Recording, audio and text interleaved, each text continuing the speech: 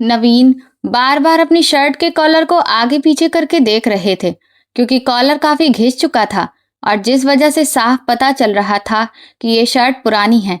लेकिन उनके पास नई शर्ट खरीदने के पैसे ही नहीं थे। पर अब क्या करते।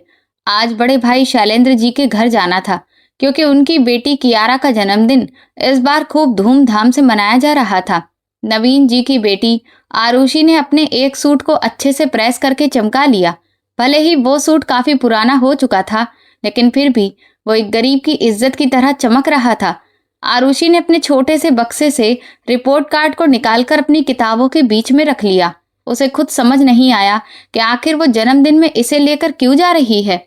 शायद इसलिए क्योंकि उसका मन जानता था कि जब कोई वहां पर उसका मजाक उड़ाते हुए पूछेगा कि अब वो आगे क्या करेगी, तो सिर्फ वहां पर अपने सपनों के बारे में नहीं, बल्कि अपनी मेहनत का रिजल्ट भी दिखा सकेगी। नवीन जी ने उसे देखा और धीमे से मुस्कुराए, लेकिन उनके होंठ कांप रहे थे। वो अच्छे से जानते थे कि शैलेंद्र भैया के घर की चमक उनकी गरीबी और बुरी हालत को साफ साफ दिखाएगी। फिर भी उन्होंने भारी मन से अपनी बेटी से कहा, चलो बेटा, कभी कभी इंसान को रिश्ते निभाने ही पड़ते हैं, चाहे भले ही मन ना हो। उस पतली सी गली से बाहर निकलते हुए आरुषि ने अपने पापा की पुरानी चप्पलों की आवाज सुनी, जो हर एक कदम पर जैसे बता रही थी कि अब इन चप्पलों की भी उम्र हो चुकी है। बाहर निकले तो तुलसी के सामने दिया जल रहा था। नवीन ने दूर से ही हाथ जोड़कर प्रणाम किया। आरुषि अपनी माँ सुधा की तस्वीर की तरफ देखने लगी, जो दरवाजे के भीतर टंगी थी और उसके नीचे गेंदे के सूखे फूल थे। माँ का चेहरा तो हमेशा की तरह वैसा ही था, एकदम शांत। पर आज आरुषि को ऐसा लग रहा था जैसे उसकी माँ पूछ रही हो कि क्या एक बार फिर से बेइज्जत होने के लिए जा रही हो। बस अड्डे तक चलते हुए रास्ते में अच्छी खाने पीने की चीजों की खुशबू उठ रही थी और सड़क से अमीर लोग अपनी गाड़ियां बिना किसी हिचकिचाहट के धूल उड़ाते हुए ले जा रहे थे। इसके बाद बस आ गई। वो दोनों बाप बेटी बस में चढ़ गए। नवीन ने जेब में हाथ डाला, कुछ सिक्कों को गिना और फिर 2 टिकटें खरीद ली। आरुषि खिड़की के पास बैठ गई। उसने अपने पिता के हाथों को देखा, जिनकी उंगलियां मोटरसाइकिल के औजारों के तेल से अब जैसे हमेशा के लिए काली हो चुकी थीं। ये वही हाथ थे जो उसके बाल बनाते, बुखार के समय माथे को छूते और रात को जब वो गहरी नींद की वजह से किताबों पर ही सिर रखकर सो जाती तो उसे प्यार से जगा देते। शैलेंद्र का बंगला एक आलीशान सोसाइटी में था, जहां का हर घर अंदर से किसी महल की तरह जगमगाता था। बड़े बड़े लोहे के गेट थे और साथ में बगीचा भी था। जब वो लोग वहां पहुंचे तो देखा कि पूरे घर को ऐसे सजाया गया था जैसे आज दिवाली हो। चारों तरफ रंग बिरंगी लाइटें झिलमिला रही थी। अंदर से हंसने और गाने बजाने की जोर जोर से आवाजें आ रही थी। नवीन कुछ पल के लिए दरवाजे के बाहर ही रुक गए। सिक्योरिटी गार्ड ने उन दोनों को ऊपर से नीचे तक देखा, जैसे कि पूछ रहा हो कि क्या गलती से यहाँ आ गए हो या फिर सचमुच तुम्हें भी निमंत्रण दिया गया है। आरुषि ने अपने पापा का हाथ धीरे से पकड़ लिया। उसने महसूस किया कि नवीन के हाथ पसीने से भीग रहे थे। अंदर संगमरमर का फर्श बिछा था, जिस पर चलते हुए उन्हें अपने पैर बहुत गंदे लग रहे थे। दीवारों पर आसपास ऐसा लग रहा था जैसे सोने का फ्रेम करवाया गया हो और कांच का झूमर तो पूरे हॉल को घेरे हुए था। साथ ही बड़ा सा मंदिर भी बना था, जिसमें भगवान की बड़ी बड़ी मूर्तियां रखी थीं और सामने चांदी की थाली में दिया जल रहा था। पूरे घर में अगरबत्ती की नहीं, बल्कि रुपए पैसों की महक फैली हुई थी। ये सब देखकर नवीन को अपने घर का मिट्टी का आंगन, चूल्हे की कालिख और वो बारिश में टपकती हुई छत याद आ गई। रेणुताई ने सबसे पहले आरुषि को देखा। वो उसी वक्त महंगी बनारसी साड़ी पहने हुए थीं और गले में लंबे लंबे 2 भारी भरकम हार थे और हाथ मोटे मोटे सोने के कंगनों से भरे हुए थे। माथे की बिंदी इतनी बड़ी थी कि जैसे सबको पता चल रहा हो कि वही यहाँ की रानी है। उन्होंने मुस्कुराकर उन दोनों का स्वागत किया, पर वो मुस्कान दिखावे से भरी हुई थी। अरे नवीन, आखिरकार आ ही गए हो तुम लोग। उन्होंने ऐसे कहा जैसे उन्हें उन लोगों के आने की उम्मीद नहीं थी। फिर आरुषि की तरफ देखकर बोली, ओहो, तो तुम्हारी बेटी तो बहुत बड़ी हो गई। वही पुराना सूट पहनकर चली आई। चलो कोई बात नहीं, गरीब लोग सादे कपड़ों में ही अच्छे लगते हैं। ये सुनकर वहां पर जो रिश्तेदार थे वो सब हंस पड़े। आरुषि ने अपना सिर झुका लिया। लेकिन उसके अंदर कुछ कचोटने लगा। शैलेंद्र सोफे पर बैठे हुए मेहमानों से घिरे थे। उनकी आवाज ऊंची थी। ऐसा लग रहा था जैसे ये घर नहीं बल्कि पूरे परिवार की किस्मत भी उनकी बंद मुट्ठी में हो। नवीन ने आगे बढ़कर अपने भाई के पैर छुए। शैलेंद्र ने आशीर्वाद देते हुए हाथ तो रखा, पर तुरंत ही पास में रखे हुए एक मखमली रुमाल से अपने हाथ की उंगलियों को पोंछ लिया। ये छोटी सी हरकत शायद किसी और ने वहां नहीं देखी हो, मगर आरुषि ने देख ली थी। उसे लगा जैसे किसी ने उसके पिता की पूरी जिंदगी को गंदगी समझकर झाड़ दिया हो। नवीन ने कुछ भी नहीं कहा। उन्होंने बस हल्की सी मुस्कान चेहरे पर सजा ली, जो बेइज्जती से पतली और मजबूरी से भरी मुस्कान थी। डाइनिंग हॉल में तरह तरह के पकवानों की कतारें सजी हुई थीं। लंबी लंबी मेजें थीं, जिन पर एक से एक खाने की चीजें रखी थीं और एक से एक मिठाइयां भी। आरुषि ने इतने सारे खाने पीने की चीजों को आज से पहले एक साथ कभी नहीं देखा था। उसे याद आया कि सुबह उसने घर में सिर्फ सूखी रोटी और प्याज खाया था, जिस पर उसके पापा ने हंसकर कहा था कि अरे, आज रात को तो बहुत बड़ी दावत है। पर जब उसने प्लेट हाथ में पकड़ी तो ऐसा लगा कि भूख अचानक से गायब हो गई हो। उसे लग रहा था जैसे उसके हर एक निवाले पर किसी की नजर टिकी हो कि आखिर ये कितना खाएंगे और किस अधिकार से खाएंगे, और क्या बदले में कुछ अच्छा देकर भी जाएंगे। कियारा, शैलेंद्र की बेटी, अपनी सहेलियों के बीच में खड़ी थी। उसने इस वक्त एक चमकीली सी ड्रेस पहन रखी थी और वो मोबाइल से लगातार तस्वीरें ले रही थी। आरुषि को देखते ही उसने अपनी नाक सिकोड़ ली और भौहें चढ़ा ली। अरे आरुषि, तुम भी आ गई हो? उसने अपने अंदाज में अंग्रेजी भरे शब्दों को शामिल करके कहा। पापा तो बता रहे थे कि तुम तो बहुत पढ़ती हो। उसकी आवाज में आरुषि की तारीफ कम और मजाक उड़ाना ज्यादा था। आरुषि ने बड़ी ही विनम्रता से कियारा को नमस्ते किया। कियारा ने उसकी किताबों वाले बैग पर नजर डाली और हंसते हुए बोली, मेरे बर्थडे वाले दिन भी तुम किताबें लेकर आई हो। सच कहा है किसी ने, गरीबों के पास इसके अलावा और कोई काम नहीं होता। नवीन ने बात बदलने के लिए पूछा, और कियारा बेटा, अब आगे पढ़ाई के बारे में क्या सोचा है? तभी रेनू जी बड़े ही गर्व से बोली, हमारी कियारा तो अमेरिका जाएगी फैशन मैनेजमेंट का कोर्स करने के लिए। पता है तुम लोगों को, वहां पर अच्छे अच्छे को भी एडमिशन नहीं मिलता, लेकिन अगर ऊपर वाले की कृपा हो और शैलेंद्र जी की इतनी पहचान हो तो फिर हमारे लिए कोई मुश्किल ही नहीं है। ये कहते हुए उन्होंने आरुषि की तरफ नजर डाली और जैसे तुलना की तलवार धीरे से दोनों के बीच खड़ी कर दी। तभी वहां एक रिश्तेदार ने पूछा, और ये आरुषि क्या करेगी? हॉल का शोर अचानक से हल्का हो गया। कुछ लोगों के मन में जिज्ञासा थी, लेकिन कुछ लोग इस बात में अपना मनोरंजन ढूंढ रहे थे। आरुषि ने अपने पिता की तरफ देखा। नवीन ने बेटी की आंखों में हल्का डर देखा, पर उससे ज्यादा हिम्मत। नवीन ने सिर हिलाकर आरुषि को बोलने की हिम्मत दी। आरुषि ने कसकर उस थैले का पट्टा पकड़ा और धीमे से बोली, मैं डॉक्टर बनना चाहती हूँ और मेडिकल की तैयारी कर रही हूँ। आगे चलकर मैं हृदय रोग विशेषज्ञ बनना चाहती हूँ। उसके शब्दों में घमंड नहीं था, बस एक सपना था, पर उसके सपने के सबके सामने आते ही जैसे लोगों को हंसने का कारण मिल गया। पहले हल्की हंसी और फिर रेनू का जोरदार ठहाका सुनाई दिया और फिर सब उसी आवाज में मिल गए। डॉक्टर! रेनू ताई ने शब्द को लंबा खींचा। ये उसकी तारीफ नहीं थी बल्कि मजाक बन गया था। अरे, इसे पता भी है कि डॉक्टर बनने में कितने लाख रुपए लगते हैं? पता है, किताबें, कोचिंग, हॉस्टल, फीस, कितना सब कुछ होता है। ये कोई सरकारी स्कूल की परीक्षा नहीं है कि रात को लालटेन जलाकर पढ़ लिया और बस सुबह बन गई डॉक्टर। शैलेंद्र ने धीमी हंसी के साथ कहा, सपने तो अच्छे हैं, पर हर आदमी को अपनी औकात भी देख लेनी चाहिए। ये सुनकर नवीन का चेहरा उतर गया।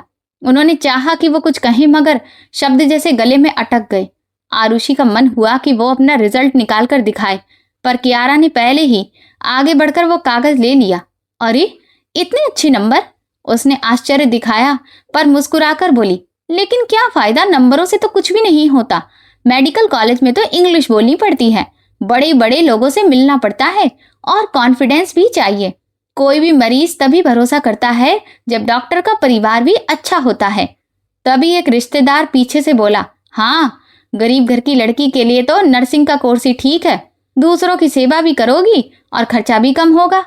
तभी किसी और ने कहा, अरे, इतना सब भी क्यों करना, ग्रेजुएशन पूरी करो और लड़की की शादी कर दो। गरीब लड़कियों को ज्यादा पढ़ाना लिखाना नहीं चाहिए, वरना फिर शादियां भी नहीं होती हैं और बिना बात हवा में उड़ने लगती हैं। ये हर बात आरुषि के मन में गांठ बनती गई।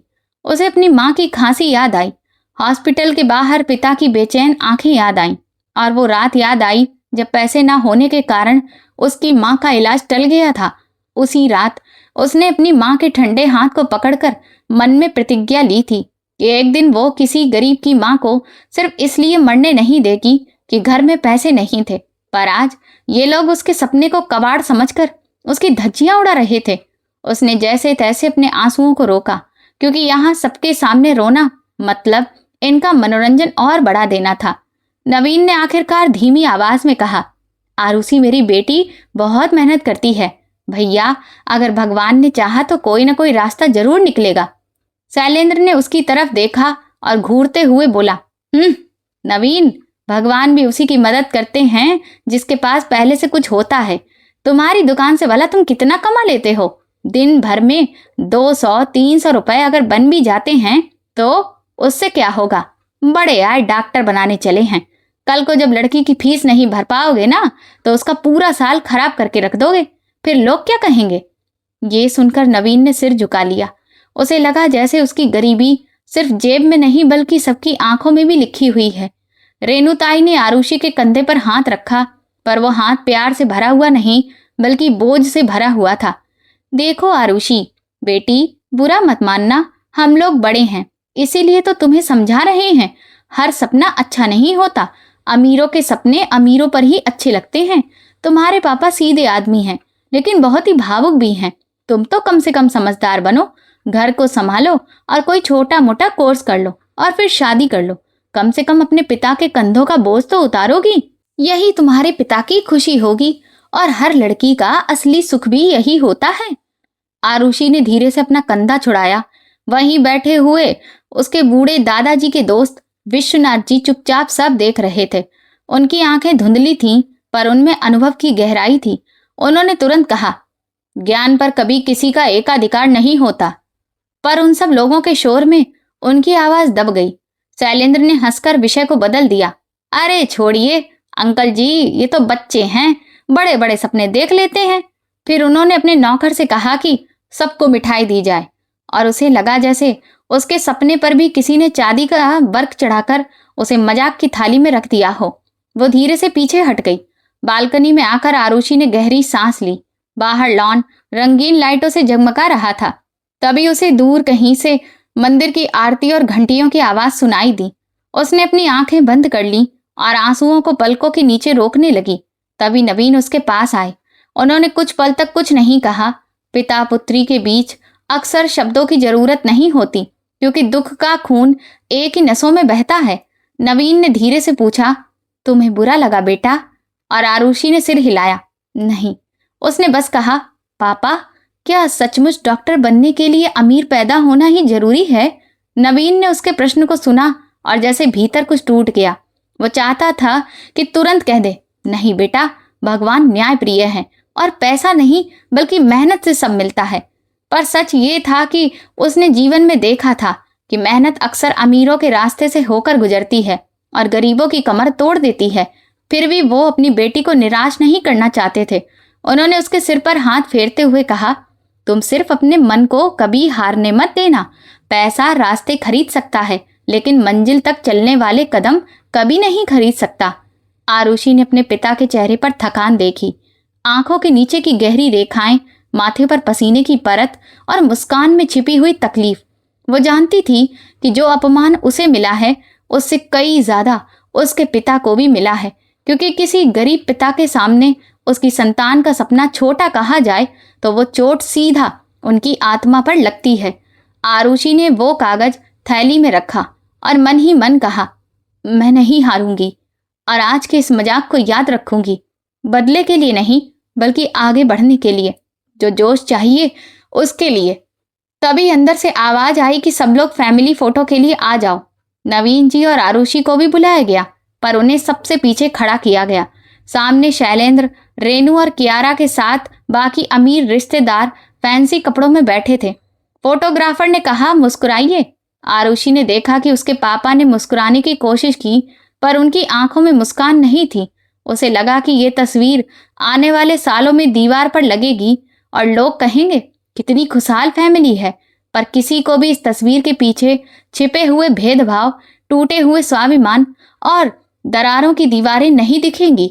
खाने के बाद जब चलने का समय हुआ तो रेणु ताई ने बची हुई मिठाई का डिब्बा नवीन को दिया।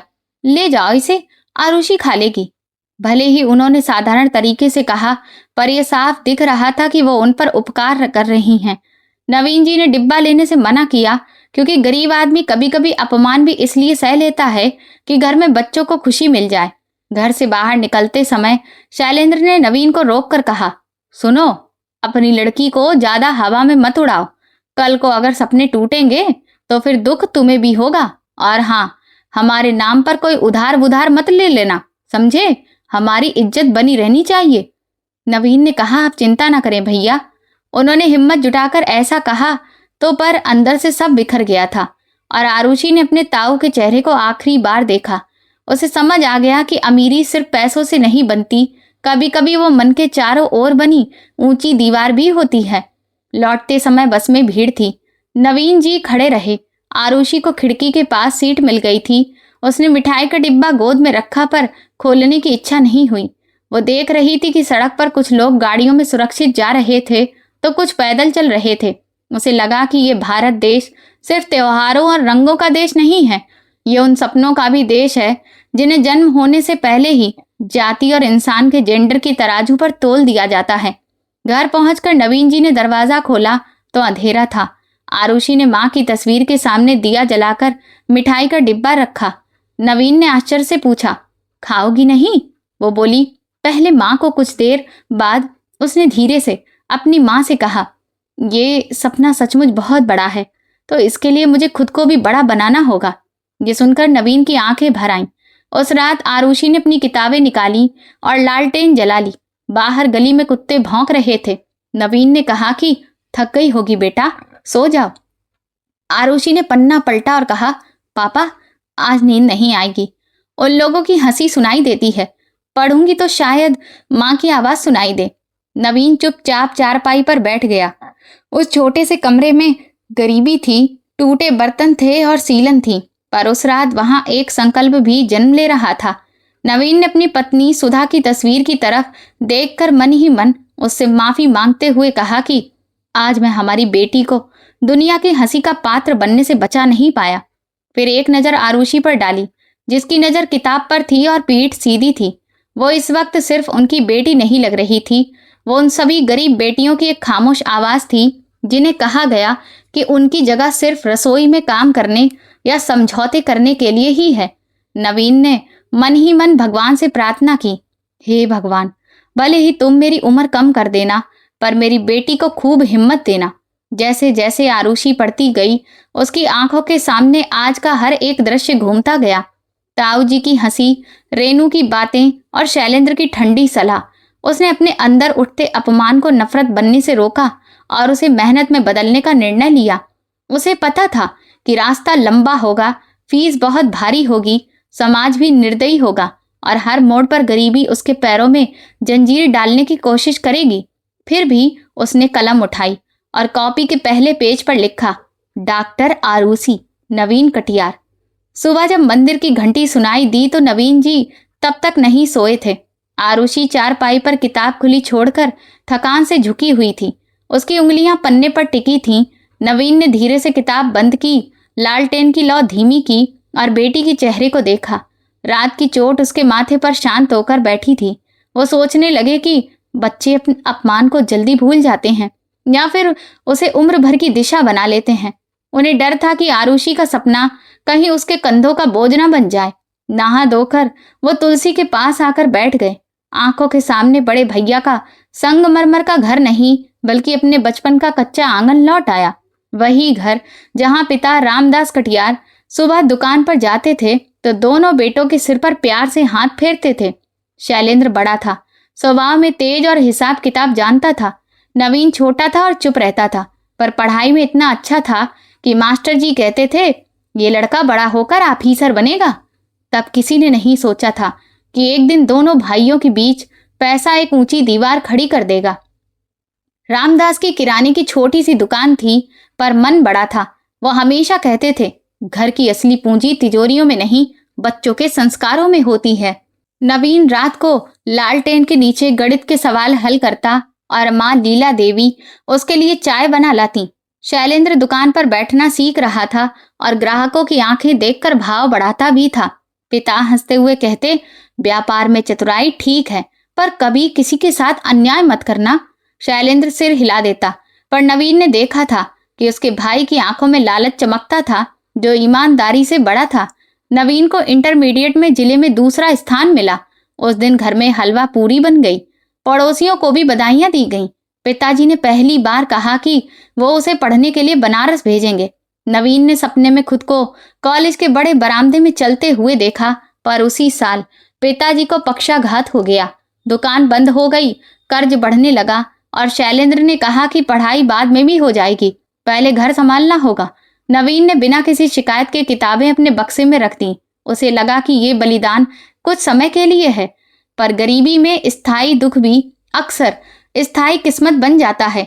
शैलेंद्र ने दुकान की जिम्मेदारी संभाली, पर हिसाब की चाबी अपने पास रखी। नवीन सुबह से रात तक सारा माल ढोता, ग्राहकों को सामान देता, पिता की दवा लाता और माँ की सेवा करता। धीरे धीरे दुकान बढ़ने लगी। फिर शहर के बाजार में दूसरी दुकान खुली। शैलेंद्र ने कहा, सब कुछ परिवार का ही है।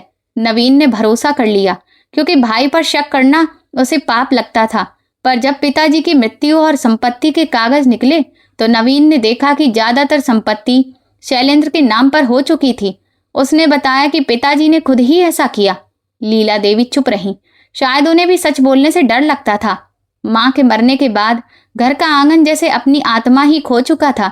नवीन ने पूछना चाहा कि उसे उसका हिस्सा क्यों नहीं मिला, पर शैलेंद्र ने रिश्तेदारों के सामने कहा कि तुम्हें तो हमने पाला है, तुम्हें आखिर कागजों की क्या जरूरत होगी, मैं हूं ना।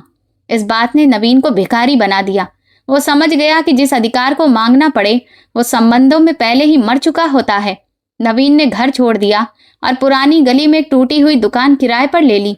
इस दुकान में उसने साइकिल की मरम्मत का काम शुरू किया और धीरे धीरे उसका नाम नवीन मिस्त्री पड़ गया। सुधा उसके जीवन में खुशियों की बहार की तरह आई। सांवला चेहरा, बड़ी आंखें, शादी साधारण तरीके से हुई, फिर भी नवीन को लगा जैसे उसके सूने जीवन में दिवाली का त्योहार आ गया हो। सुधा ने कभी भी उसे गरीबी का ताना नहीं दिया। वो कहती कि घर की दीवारें छोटी हों तो क्या हुआ, मन में तो जगह बड़ी होनी चाहिए।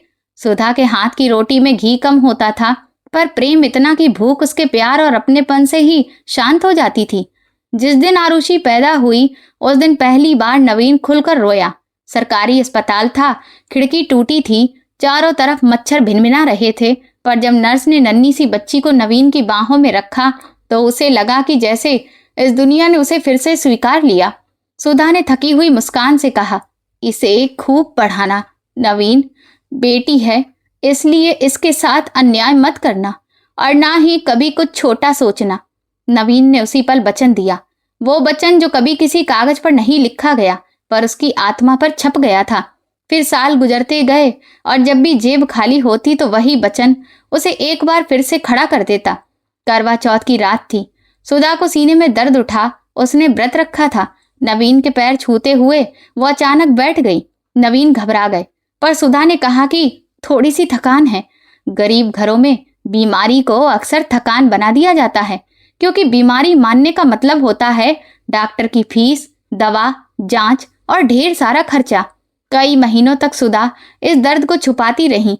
नवीन साइकिलों की मरम्मत से जो भी बचाते वो स्कूल की फीस में चला जाता।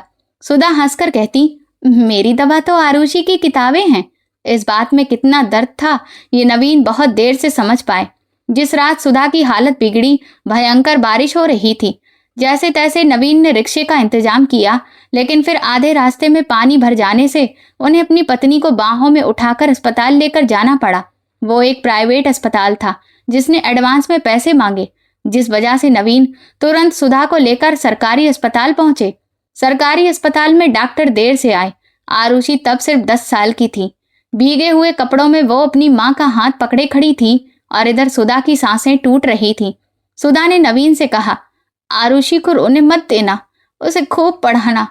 फिर उन्होंने अपनी बेटी की तरफ देखकर कहा, तुम डॉक्टर बनना और जब भी किसी के सीने में दर्द हो तो उसे पैसे की वजह से कभी मत लौटाना। और इसके बाद सुधा की आंखें शांत हो गईं। सुधा के अंतिम संस्कार के समय गंगा किनारे धुआं उठ रहा था और आरुषि पत्थर की तरह खड़ी थी। वो रोई नहीं। नवीन को लगा कि शायद बच्ची है, कुछ समझ नहीं पा रही, पर रात को उसने अपनी माँ की पुरानी साड़ी हाथ में लेकर पूछा, पापा, माँ के दिल को कौन ठीक कर सकता था? नवीन ने कहा, डॉक्टर। तभी आरुषि को याद आया कि उसकी माँ ने भी अंतिम शब्दों में उसे डॉक्टर बनने को ही कहा था। उसने फिर पूछा, हमारे पास अच्छे डॉक्टर के लिए पैसे क्यों नहीं थे? और इस सवाल ने नवीन को अंदर तक जलाकर रख दिया। वो कोई जवाब नहीं दे पाए। उस रात आरुषि ने कहा कि मैं दिल की डॉक्टर बनूंगी। ये सुनकर नवीन ने अपनी बेटी को गले लगा लिया, पर उनकी आंखों में एक डर भी था। समय आगे बढ़ा, पर घर में सुधा की कमी हर चीज में दिखती। चूल्हे पर रोटी सिकती तो लगता कि वो अभी आकर पलट देगी। त्योहार आता तो आरुषि अपनी माँ की तस्वीर लेकर बैठ जाती। नवीन ने साइकिल मरम्मत की दुकान के बाहर एक चाय की टपरी भी लगा ली ताकि थोड़े और ज्यादा पैसे कमा सके। पूरा दिन काम करने के बाद रात को वो बैठकर आरुषि की कॉपियां देखता। वो भले ही अब गणित के नियमों को भूल चुके थे, पर बेटी के शब्दों को देखकर गर्व करते थे। कई बार थकान से उनकी पीठ टूट जाती, फिर भी जब आरुषि पूछती, पापा मैं कर पाऊंगी ना, वो हमेशा कहते, तुम तो मेरे भी हिस्से की पढ़ाई करोगी बेटा। पिछली रात का अपमान सुबह की चुप्पी में फैला था। आरुषि उठी तो उसने पापा को आंगन में बैठे देखा। नवीन की आंखें सूजी हुई थीं, फिर भी वो मुस्कुराए। चाय बना दूं बेटा? आरुषि ने मना किया और बोली, पापा आप नाराज हैं? नवीन चौंक गए। मैं क्यों नाराज होऊंगा? वो बोली, क्योंकि मेरे कारण आपको सबने खूब सुनाया। नवीन ने बेटी की तरफ देखा और सोचने लगे, गरीब बच्चे जल्दी बड़े हो जाते हैं क्योंकि वे अपने माता पिता के जख्मों को अपने हिस्से की गलती समझने लगते हैं। उन्होंने कहा, बेटा मुझे तकलीफ तेरे सपनों से नहीं बल्कि उन लोगों की छोटी सोच से है। उस दिन दुकान पर काम बहुत ज्यादा था। नवीन पूरे दिन औजार चलाते रहे, पर हर चोट पर शैलेंद्र भैया की आवाज सुनाई देती रही, अपनी औकात देखकर चलना। ये शब्द हथौड़े से भी ज्यादा भारी थे। पास ही चाय उबल रही थी। ग्राहक आते, पैसे देकर कुछ काम करवाने की कोशिश करते और कुछ ऐसे भी थे जो उधार लिखवाकर चले जाते। नवीन ने किसी से भी रूखे अंदाज में बात नहीं की। वो जानते थे कि टांग खराब होना इंसान को छोटा नहीं करता, बल्कि घमंड करने वाले लोग आत्मा से छोटे हो जाते हैं। दोपहर को पिताजी के दोस्त विश्वनाथ जी दुकान पर आए। उन्होंने चाय पी और बहुत देर तक नवीन को काम करते हुए देखते रहे। फिर बोले, कल जो हुआ, जो भी कुछ हुआ, मैंने सब देखा। नवीन ने अपनी नजरें झुका ली। छोड़िए बाबूजी, ये सब तो परिवार में चलता ही रहता है। विश्वनाथ जी ने गहरी सांस ली।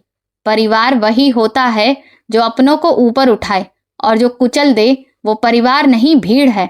आरुषि की आंखों में मैंने जुनून देखा है, और उस जुनून को कभी ठंडा मत पड़ने देना। नवीन ने पहली बार किसी के सामने अपने दुख को स्वीकारते हुए कहा, मैं डरता हूं कि कहीं इस जुनून की आग में वो खुद ही ना जल जाए। विश्वनाथ जी ने धीरे से कहा, कर्म करो और फल की चिंता मत करो। मैं जानता हूं कि ये बात बोलते सब हैं, पर गरीबों के लिए इसका अर्थ और भी ज्यादा मुश्किल है। नवीन ने कहा कि उसे तो कर्म भी करना है और फल की चिंता भी करनी है, क्योंकि फल ना मिले तो फिर घर में चूल्हा नहीं जलता। फिर भी कर्म से पीछे हटना यानी अपनी आत्मा को मारना है। फिर उन्होंने जेब से एक पुराना पेन निकाला और नवीन को पकड़ा दिया। ये मैंने अपने बेटे को दिया था, वो तो अब नहीं रहा, लेकिन तुम इसे आरुषि को दे देना।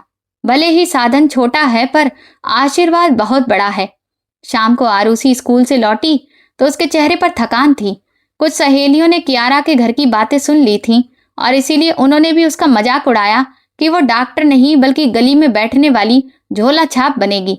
उसने किसी से कुछ नहीं कहा। घर आई और जब नवीन ने उसे पेन दिया तो उसकी आंखें भर आईं। उसने पूछा, बाबूजी ने दिया है? नवीन ने हाँ में सिर हिलाया। आरुषि ने उस पेन को अपने माथे से लगाया, फिर पैर छुए, फिर धीरे से बोली, पापा कल रात मैंने सोच लिया था कि मैं उन सबको साबित करूंगी, लेकिन आज मुझे लगा कि आखिर उन सबको साबित करने के लिए मैं क्यों पढ़ूं? मुझे तो माँ के लिए, आपके लिए और अपने लिए पढ़ना है। नवीन ने ध्यान से अपनी बेटी की बात सुनी। वो समझ गए कि उनकी बेटी सचमुच बड़ी हो रही है। नवीन ने एक छोटा सा बॉक्स निकाला जिसमें कुछ मुड़े हुए नोट, सिक्के और सुधा की टूटी हुई पायल रखी थी।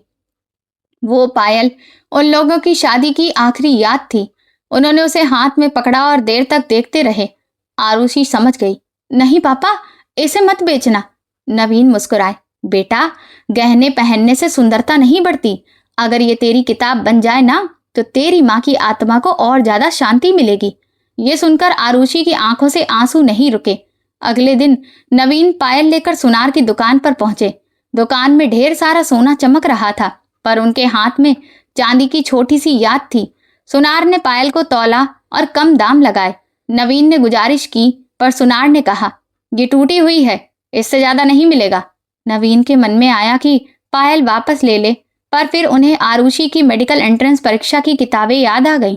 उन्होंने पैसे ले लिए। बाहर निकलते ही उन्हें लगा जैसे उन्होंने सुधा की यादें नहीं बेची, बल्कि अपनी बेटी के रास्ते में एक दीपक जला दिया है। फिर भी मन भारी था।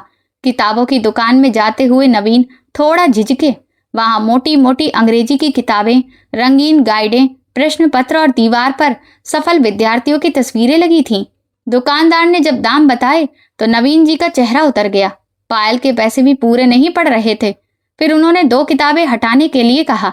तभी पीछे से ब्रजमोहन जी की आवाज आई, बाकी की किताबें मेरे खाते में लिख दो। नवीन मुड़े तो स्कूल के वरिष्ठ शिक्षक खड़े थे, जिनकी सफेद दाढ़ी और शांत आंखों में अपनापन था।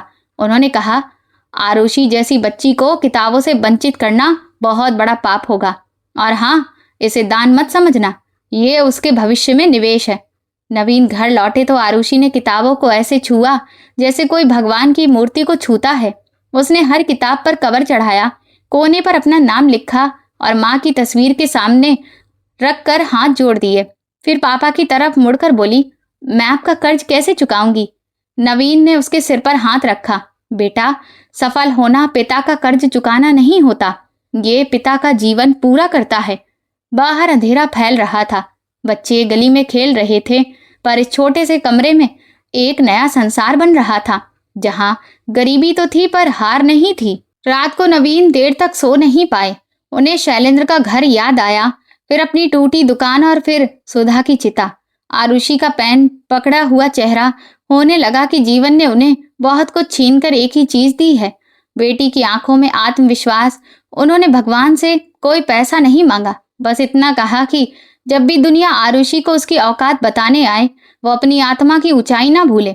नवीन ने निश्चय किया कि वो चाहे दुकान बेचें या रात में चौकीदारी करें या भूखे रहें, आरुषि की पढ़ाई नहीं रुकेगी। सुबह जब आरुषि ने पढ़ना शुरू किया, नवीन दुकान खोलने से पहले उसके पास बैठे रहे। आरुषि ने पहली किताब का पन्ना पलटा। शब्द कठिन लग रहे थे, पर आंखों में डर नहीं था।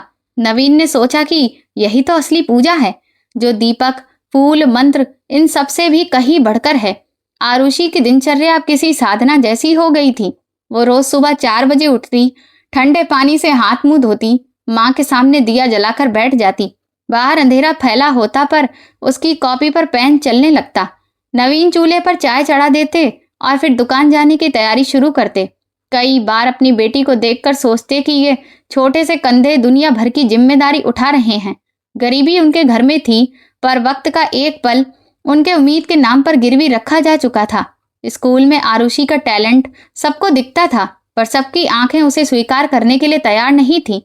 कुछ टीचर उसकी खूब प्रशंसा करते, मगर कुछ उसकी गरीबी को देखकर सलाह देते, इतना कठिन लक्ष्य मत रखो बेटा, मेडिकल की तैयारी बड़े बड़े शहरों की कोचिंग से होती है।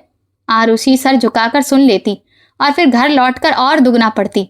उसे पता था कि लोगों की दया कभी कभी बेइज्जती से भी ज्यादा खतरनाक होती है, क्योंकि दया इंसान को छोटा मानकर ही दी जाती है। वो चाहती थी कि एक दिन उसकी मेहनत किसी के अंदर से दया नाम का विष निकाल दे। स्कूल से लौटकर वो सीधा पापा की दुकान पर जाती। वो ग्राहकों को चाय देती, खाली गिलास धोती और फुर्सत मिलते ही किताब खोल लेती। कुछ लोग मजाक में कहते, अरे डॉक्टरनी बिटिया, हमारी चाय में भी दवा मिला दो। नवीन मुस्कुराकर बात टाल देते, पर आरुषि हर हंसी के पीछे छिपे हुए विश्वास को पहचानती थी। लेकिन उसने तय कर लिया था कि वो जवाब शब्दों से नहीं देगी, बल्कि अपने रिजल्ट से देगी। एक शाम जब दुकान बंद होने वाली थी, तो ब्रजमोहन जी वहां आए। उन्होंने देखा कि आरुषि फटे हुए रजिस्टर में बायोलॉजी के चित्र बना रही थी।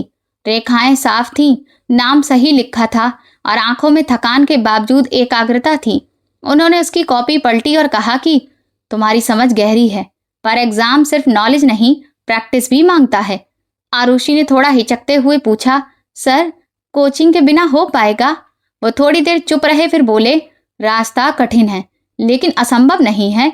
लेकिन हाँ, सबसे पहले तुम्हें अपने अंदर के डर को हराना होगा। उसी दिन से ब्रजमोहन जी हर रविवार को आरुषि को अपने घर बुलाने लगे।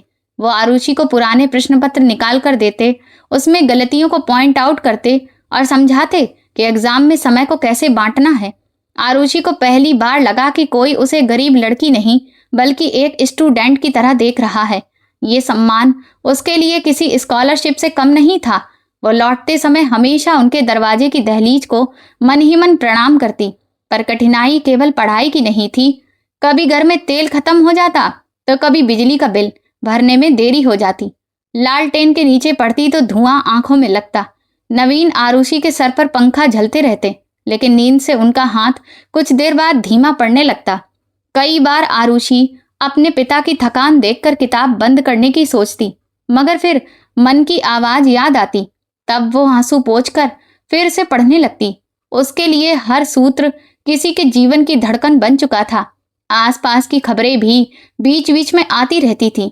रेनू ताई पड़ोसियों को बताती कि उनकी बेटी के लिए लखनऊ से स्पेशल कोचिंग पढ़ाने वाला टीचर आता है। अंग्रेजी बोलने की क्लास भी चालू हो गई है। यहाँ तक कि पासपोर्ट से लेकर बैंक के कागज तक सब तैयार है। आरुषि जब भी ये सुनती तो उसके अंदर जलन से ज्यादा एक अजीब सी शांति पैदा होती।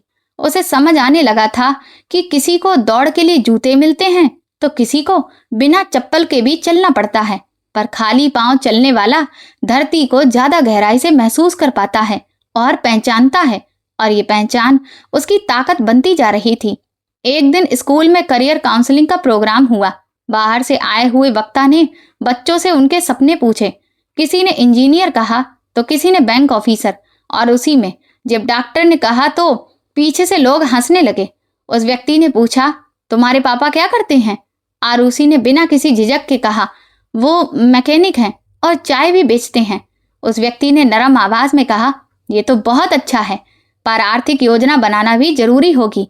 आरुषि ने आत्मविश्वास भरी आवाज में कहा, योजना तो मेहनत से शुरू होगी सर, बाकी का रास्ता मैं ढूंढ लूंगी।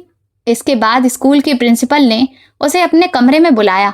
आरुषि डर गई कि शायद उसने ज्यादा ही बोल दिया है, पर प्रिंसिपल ने अलमारी से एक पुरानी किताब निकाली और कहा, ये मेरी बेटी की थी, अब उसे इसकी जरूरत नहीं है।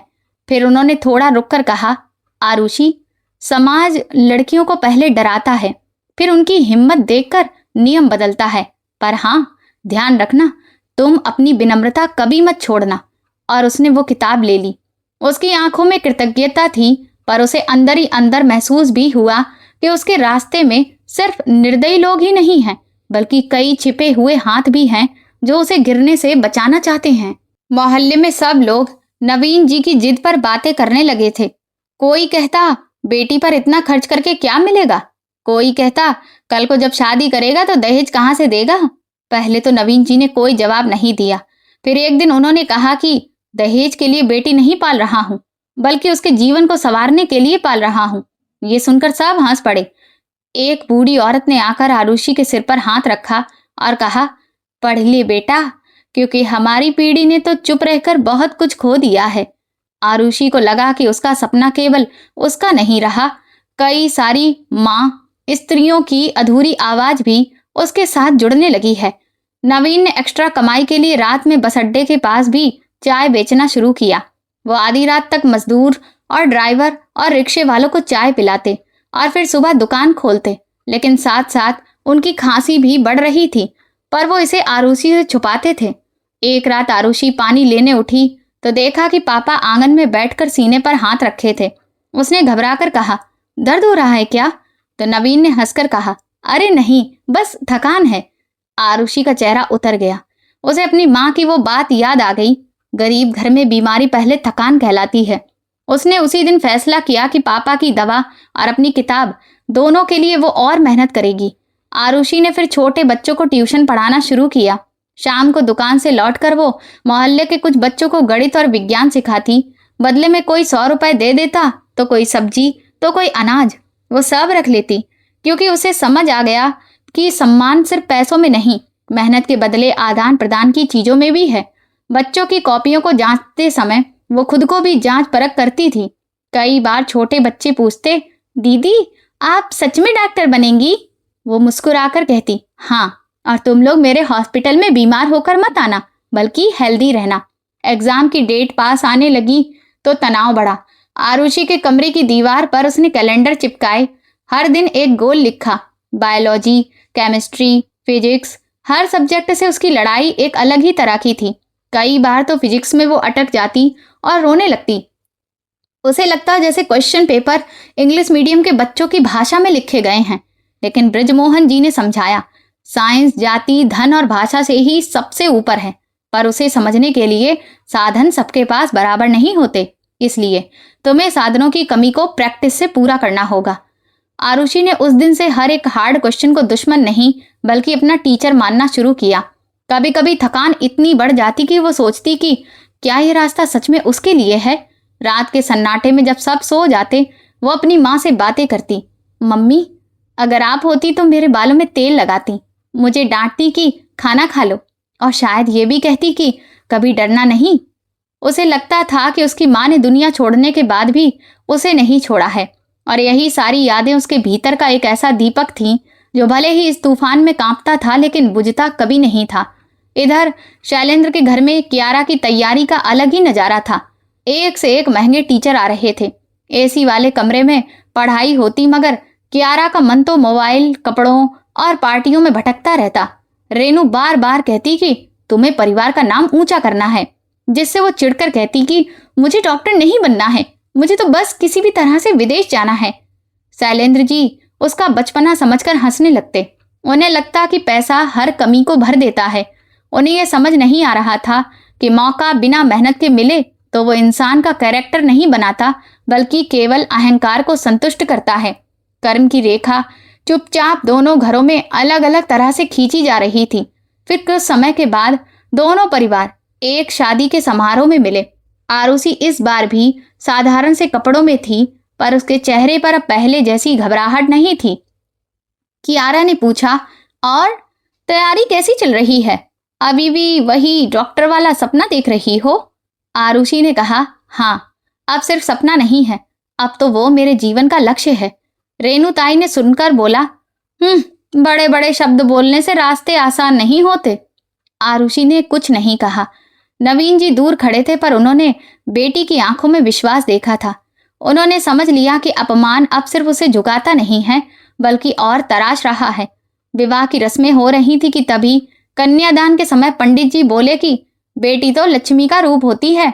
और उसी ने जब आरुषि ने यह सुना तो मन में सोचने लगी कि अगर बेटी सच में लक्ष्मी है तो फिर समाज उसे पराया धन क्यों कहता है? क्यों उसके सपनों का मोल शादी के खर्चे से जोड़ दिया जाता है? नवीन उसके चेहरे की गंभीरता देख रहे थे और पूछा, क्या सोच रही हो? वो बोली, पापा, मैं चाहती हूं कि किसी दिन लोग बेटी को बोझ नहीं, हिम्मत समझे। नवीन ने कहा, जब तुम सफल होगी ना तो मोहल्ले की कई सारी बेटियां अपने नाम के साथ जीना सीखेंगी। एग्जाम से पहले नवीन जी आरुषि को मंदिर लेकर गए। उसने भगवान के सामने आंखें बंद करके मनचाहे नंबर, कॉलेज या पैसा नहीं मांगा, बल्कि आत्मविश्वास और भगवान का साथ मांगा। एग्जाम वाले दिन सुबह हल्की ठंड थी। आरुषि ने अपनी माँ की एक छोटी सी फोटो किताब में रख ली। परीक्षा केंद्र शहर के दूसरे छोर पर था। बस में कई सारे छात्र अपने मम्मी पापा के साथ थे। कुछ लोग महंगी गाड़ियों से भी जा रहे थे, कुछ के पास अच्छे अच्छे बैग भी थे, और उसके पास एक पुराना थैला था जिसमें 2 पेन थे और अंदर बरसों की तपस्या। उसने मन ही मन कहा, मम्मी, आज हर वक्त मेरे साथ रहना। परीक्षा केंद्र के बाहर कियारा मिली, अपने मम्मी पापा और ड्राइवर के साथ। रेनू ने आरुषि को देखा तो बड़े आश्चर्य से बोली, अच्छा, तो तुम सच में परीक्षा देने भी आ गई हो? और आरुषि ने उन्हें नमस्ते किया। कियारा ने धीमे से कहा, बेस्ट ऑफ लक, पर परीक्षा बहुत हार्ड आती है। आरुषि ने मुस्कुराकर कहा, मुश्किलों से तो मैंने डरना छोड़ ही दिया है। शैलेंद्र ने नवीन की ओर देखा, जैसे वो फिर से कोई छींटाकसी करना चाहते हों, पर इस बार नवीन ने नजर नहीं झुकाई। वो बस बेटी को जाते हुए देखते रहे। उसके लिए वो परीक्षा केंद्र मंदिर के किसी गर्भगृह से कम नहीं था। 3 घंटे आरुषि ने समय से लड़कर बिताए। कुछ प्रश्न ऐसे थे जिन्हें देखकर उसे ब्रजमोहन जी की आवाज याद आई और कुछ ने उसकी सांसें रोक दी, लेकिन कुछ ने उसमें आत्मविश्वास भी जगाया। जब लास्ट बेल बजी, उसने आंसर शीट जमा की और बाहर आ गई। चेहरे पर थकान थी पर विश्वास भी था। नवीन ने दूर से देखकर ही समझ लिया कि बेटी ने पूरी लड़ाई लड़ी है। उन्होंने पूछा भी नहीं कि पेपर कैसा हुआ, सिर्फ पानी की बोतल बढ़ाई। आरुषि बोली, पापा, मैंने हार नहीं मानी।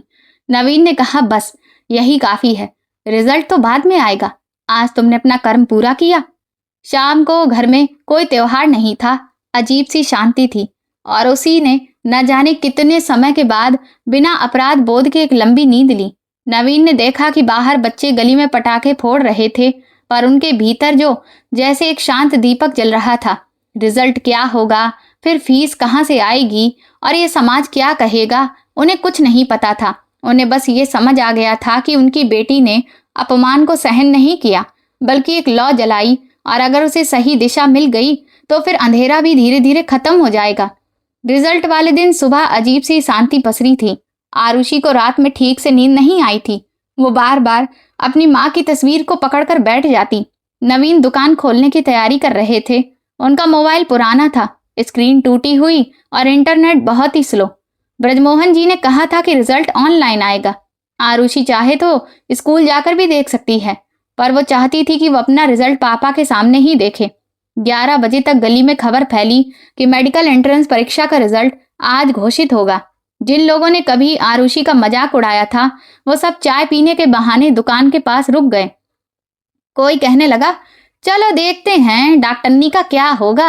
किसी ने हंसते हुए कहा, अरे भाई, इतनी बड़ी परीक्षा है, इसके लिए किस्मत भी तो बड़ी होनी चाहिए। आरुषि ने सब सुना, पर आज वो शांत थी। उसने पापा के हाथ से मोबाइल लिया, रोल नंबर टाइप किया और स्क्रीन पर गोल घेरा कुछ देर तक घूमता रहा।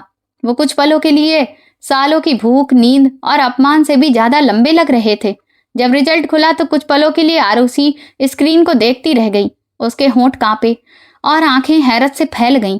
फिर जैसे कि उसे विश्वास ही नहीं हुआ, इसलिए वो दोबारा से पढ़ने लगी। नवीन ने घबराकर पूछा, क्या हो गया बिटिया? आरुषि ने मोबाइल उनकी तरफ बढ़ाया, पर शब्द मुंह से नहीं निकले। ब्रजमोहन जी वहीं खड़े थे, तुरंत आगे आए और उन्होंने रिजल्ट देखा। उनका चेहरा खिल उठा। अरे नवीन, तुम्हारी बिटिया ने तो बहुत ऊंचा स्थान पाया है।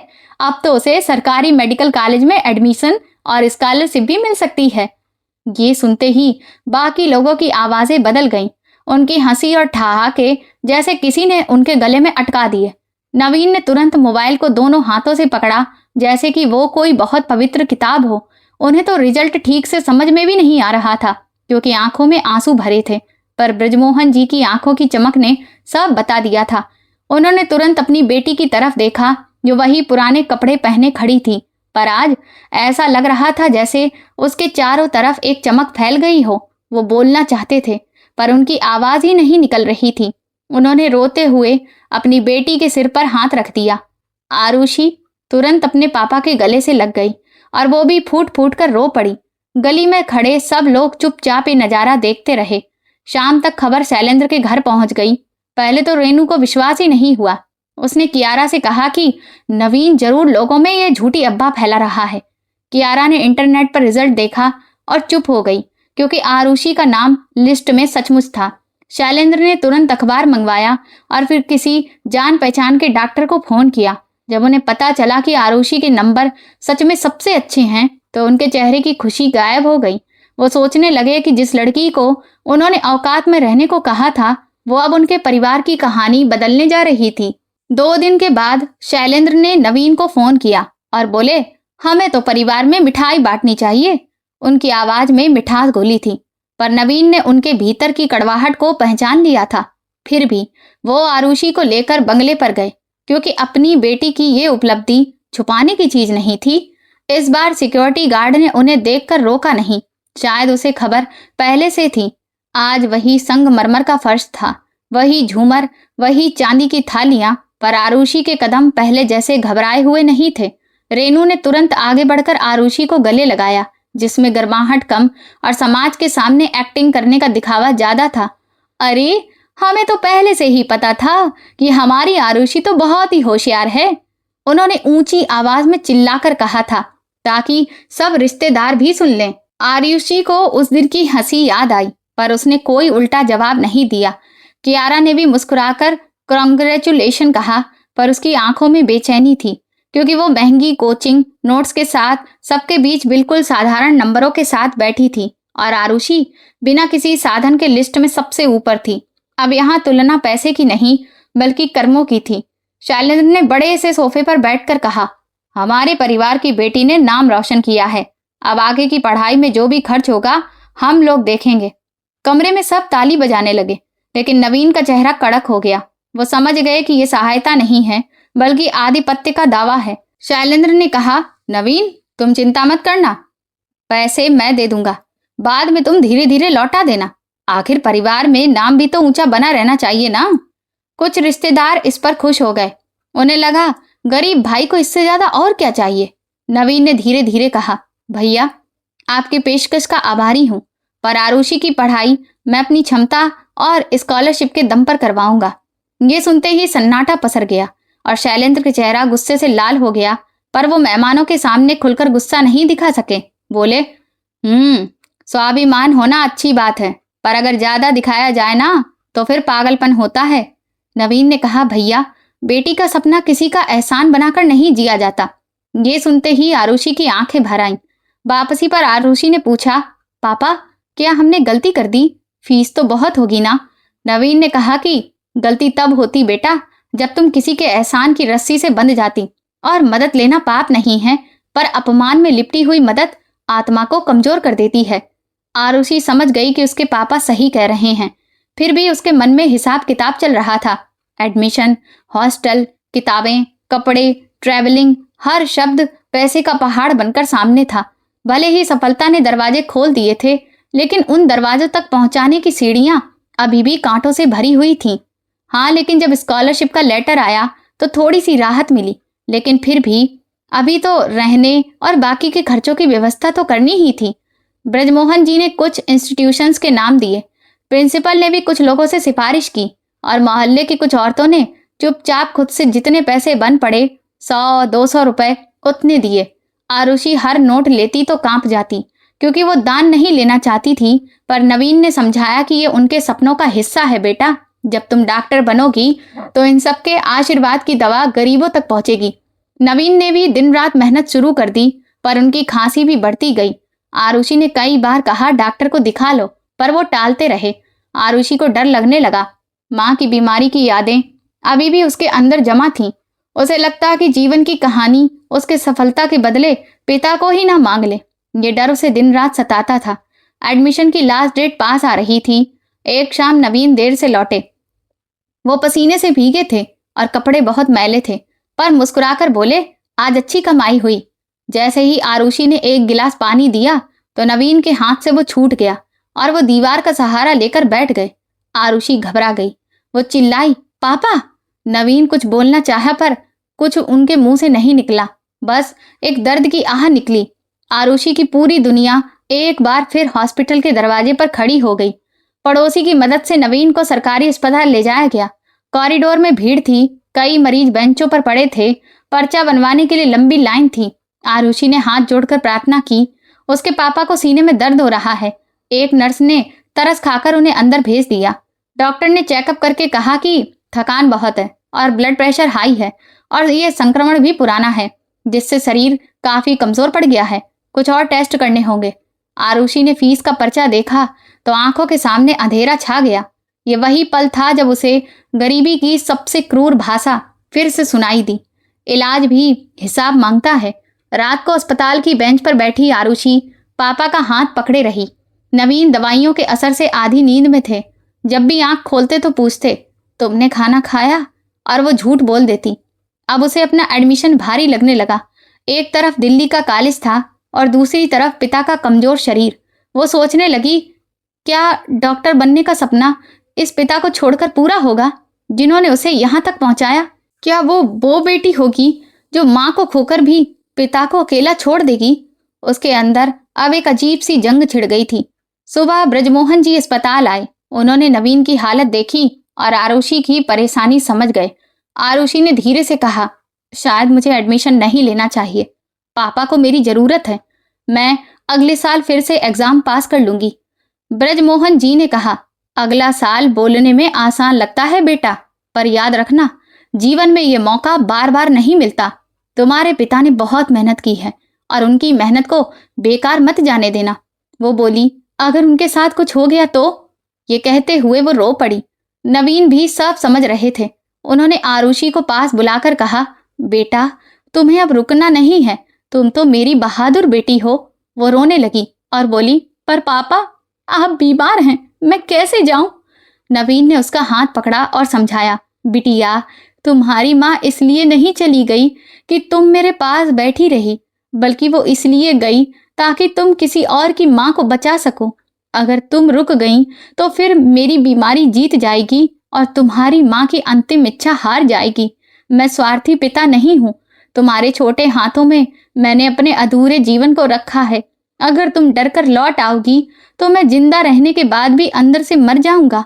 मेरी देखभाल तो कोई भी कर लेगा। ब्रजमोहन जी हैं, मोहल्ले वाले हैं। तुम दिल्ली जाओ, जो भी दवा डॉक्टर देगा वो मैं टाइम से लेता रहूंगा। आरुषि ने रोकर कहा, आप झूठ बोल रहे हैं पापा। आप अपनी दवा के पैसे भी मेरी किताबों में लगा देंगे। नवीन ने मुस्कुराकर कहा, तो फिर डॉक्टर बनकर इतना कमा लेना कि अपने बूढ़े बाप को डांट सको।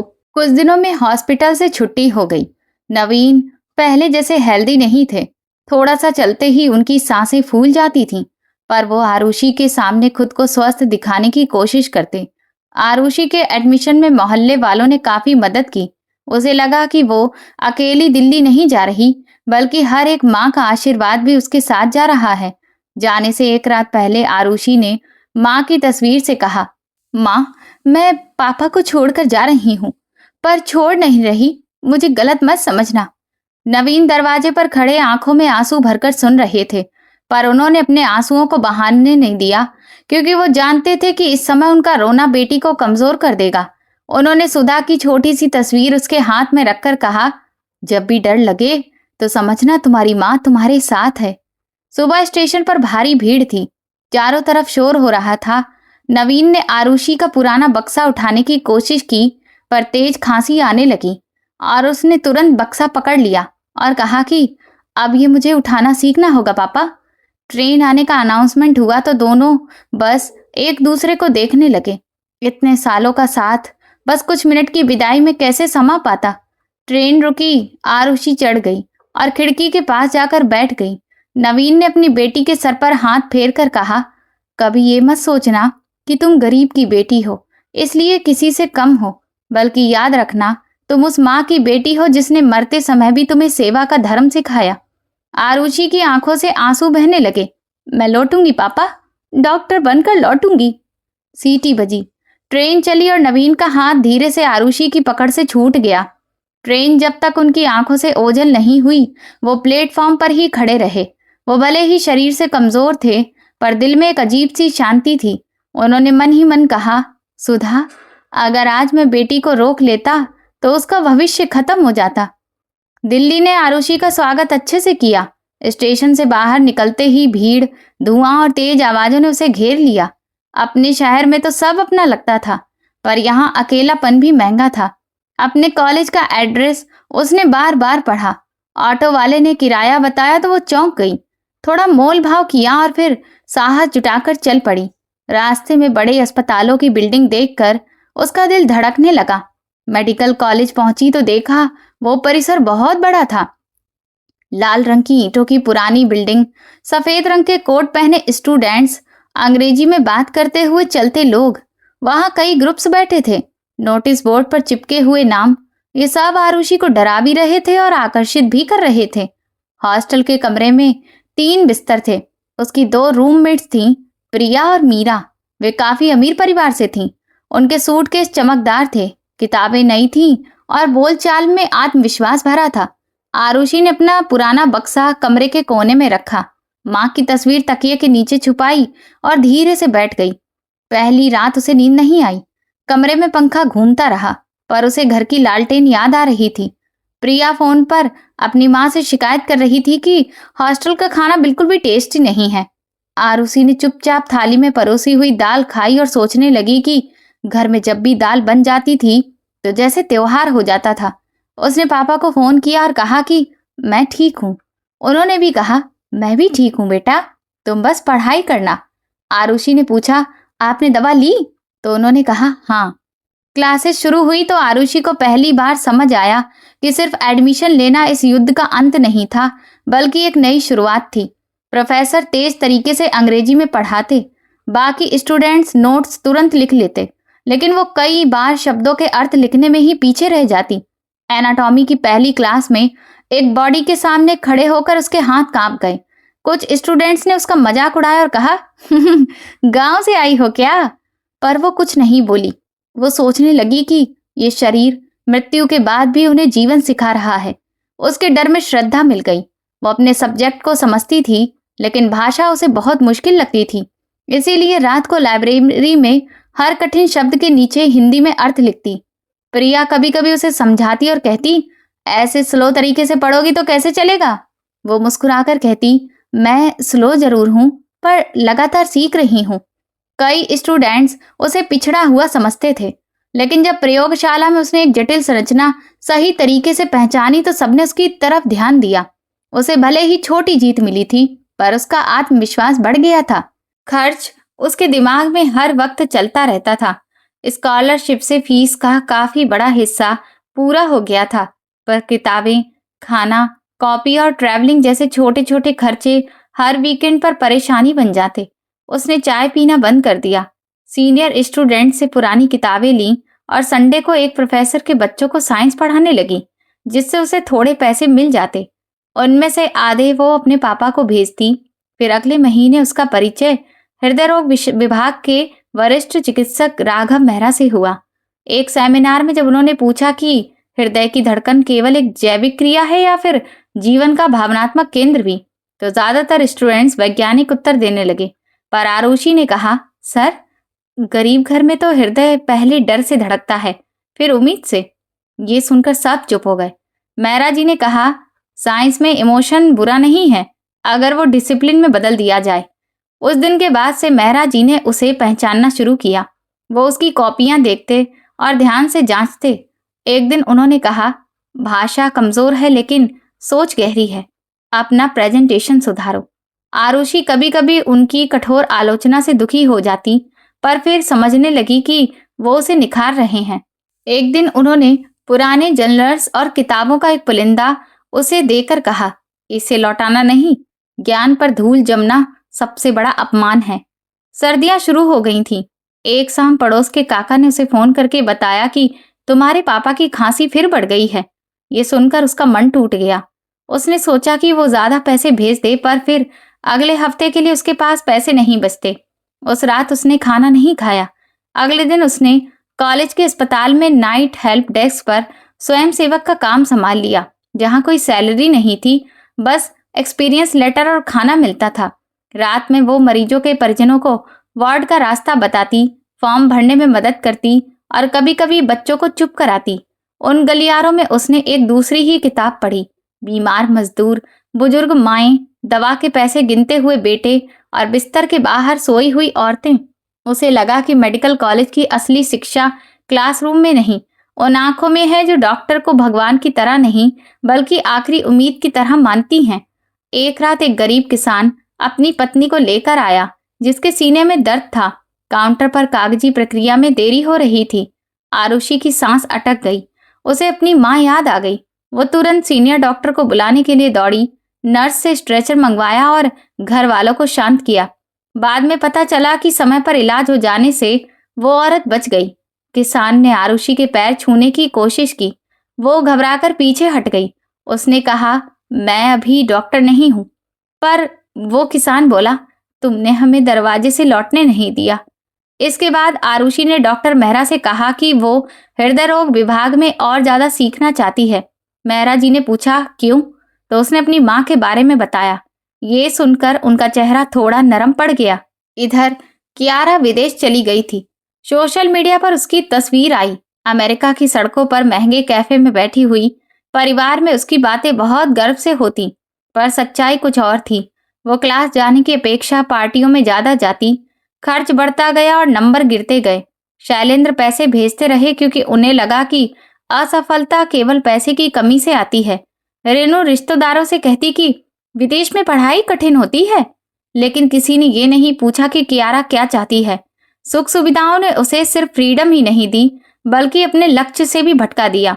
आरुषि कभी कभी कियारा की तस्वीर देखती, लेकिन फिर फोन बंद कर देती। उसे समझ आने लगा था कि अमीरी भी इंसान को कैद कर सकती है, अगर बच्चे को अपने सपने चुनने का अधिकार न मिले। फर्स्ट ईयर के एग्जाम ने उसके अंदर सारे डर फिर जगा दिए। सब्जेक्ट की लैंग्वेज कठिन थी और शरीर लगातार कम नींद से थक गया था। एग्जाम से एक हफ्ता पहले उसे बुखार हो गया। प्रिया ने कहा कि तुम डॉक्टर को दिखा लो, तो वो हंसकर बोली, मैं डॉक्टर बनने आई हूँ, मरीज बनने नहीं। वो रात में कांपती रही। मीरा ने दवा दिलाई, प्रिया ने नोट्स शेयर किए। आरुषि को लगा था कि अमीर परिवार की हैं, इनमें घमंड होगा, पर इंसानियत अभी भी सब में थी। रिजल्ट आया तो आरुषि का पूरे बैच में सबसे ऊंचा स्थान था। डॉक्टर मेहरा ने कोई तारीफ नहीं की, सिर्फ कहा कि अगले साल और मेहनत करनी होगी। प्रिया ने उसे बधाई दी। मीरा ने भी पीठ थपथपाई, पर जब उसी शाम उसके पापा ने फोन किया तो खुशी आंसू में बदल गई। नवीन जी ने कहा, आज सुधा जिंदा होती तो पूरी गली में प्रसाद बंटता। साल बीतते गए। आरुषि और ज्यादा मैच्योर होती गई। अब आंखों में नींद कम और गहराई ज्यादा थी। उसने अस्पताल में मृत्यु देखी, गरीबों की पीड़ा देखी। डॉक्टर मेहरा ने समझाया कि डॉक्टर भगवान नहीं होता, लेकिन अपनी लापरवाही से शैतान बन सकता है। याद रखना, तुम्हारा थक जाना स्वाभाविक है, पर तुम्हारा लापरवाह हो जाना अपराध है। उसने इसे अपने दिमाग में बिठा लिया। अब आरुषि अस्पताल में मरीज देखती थी।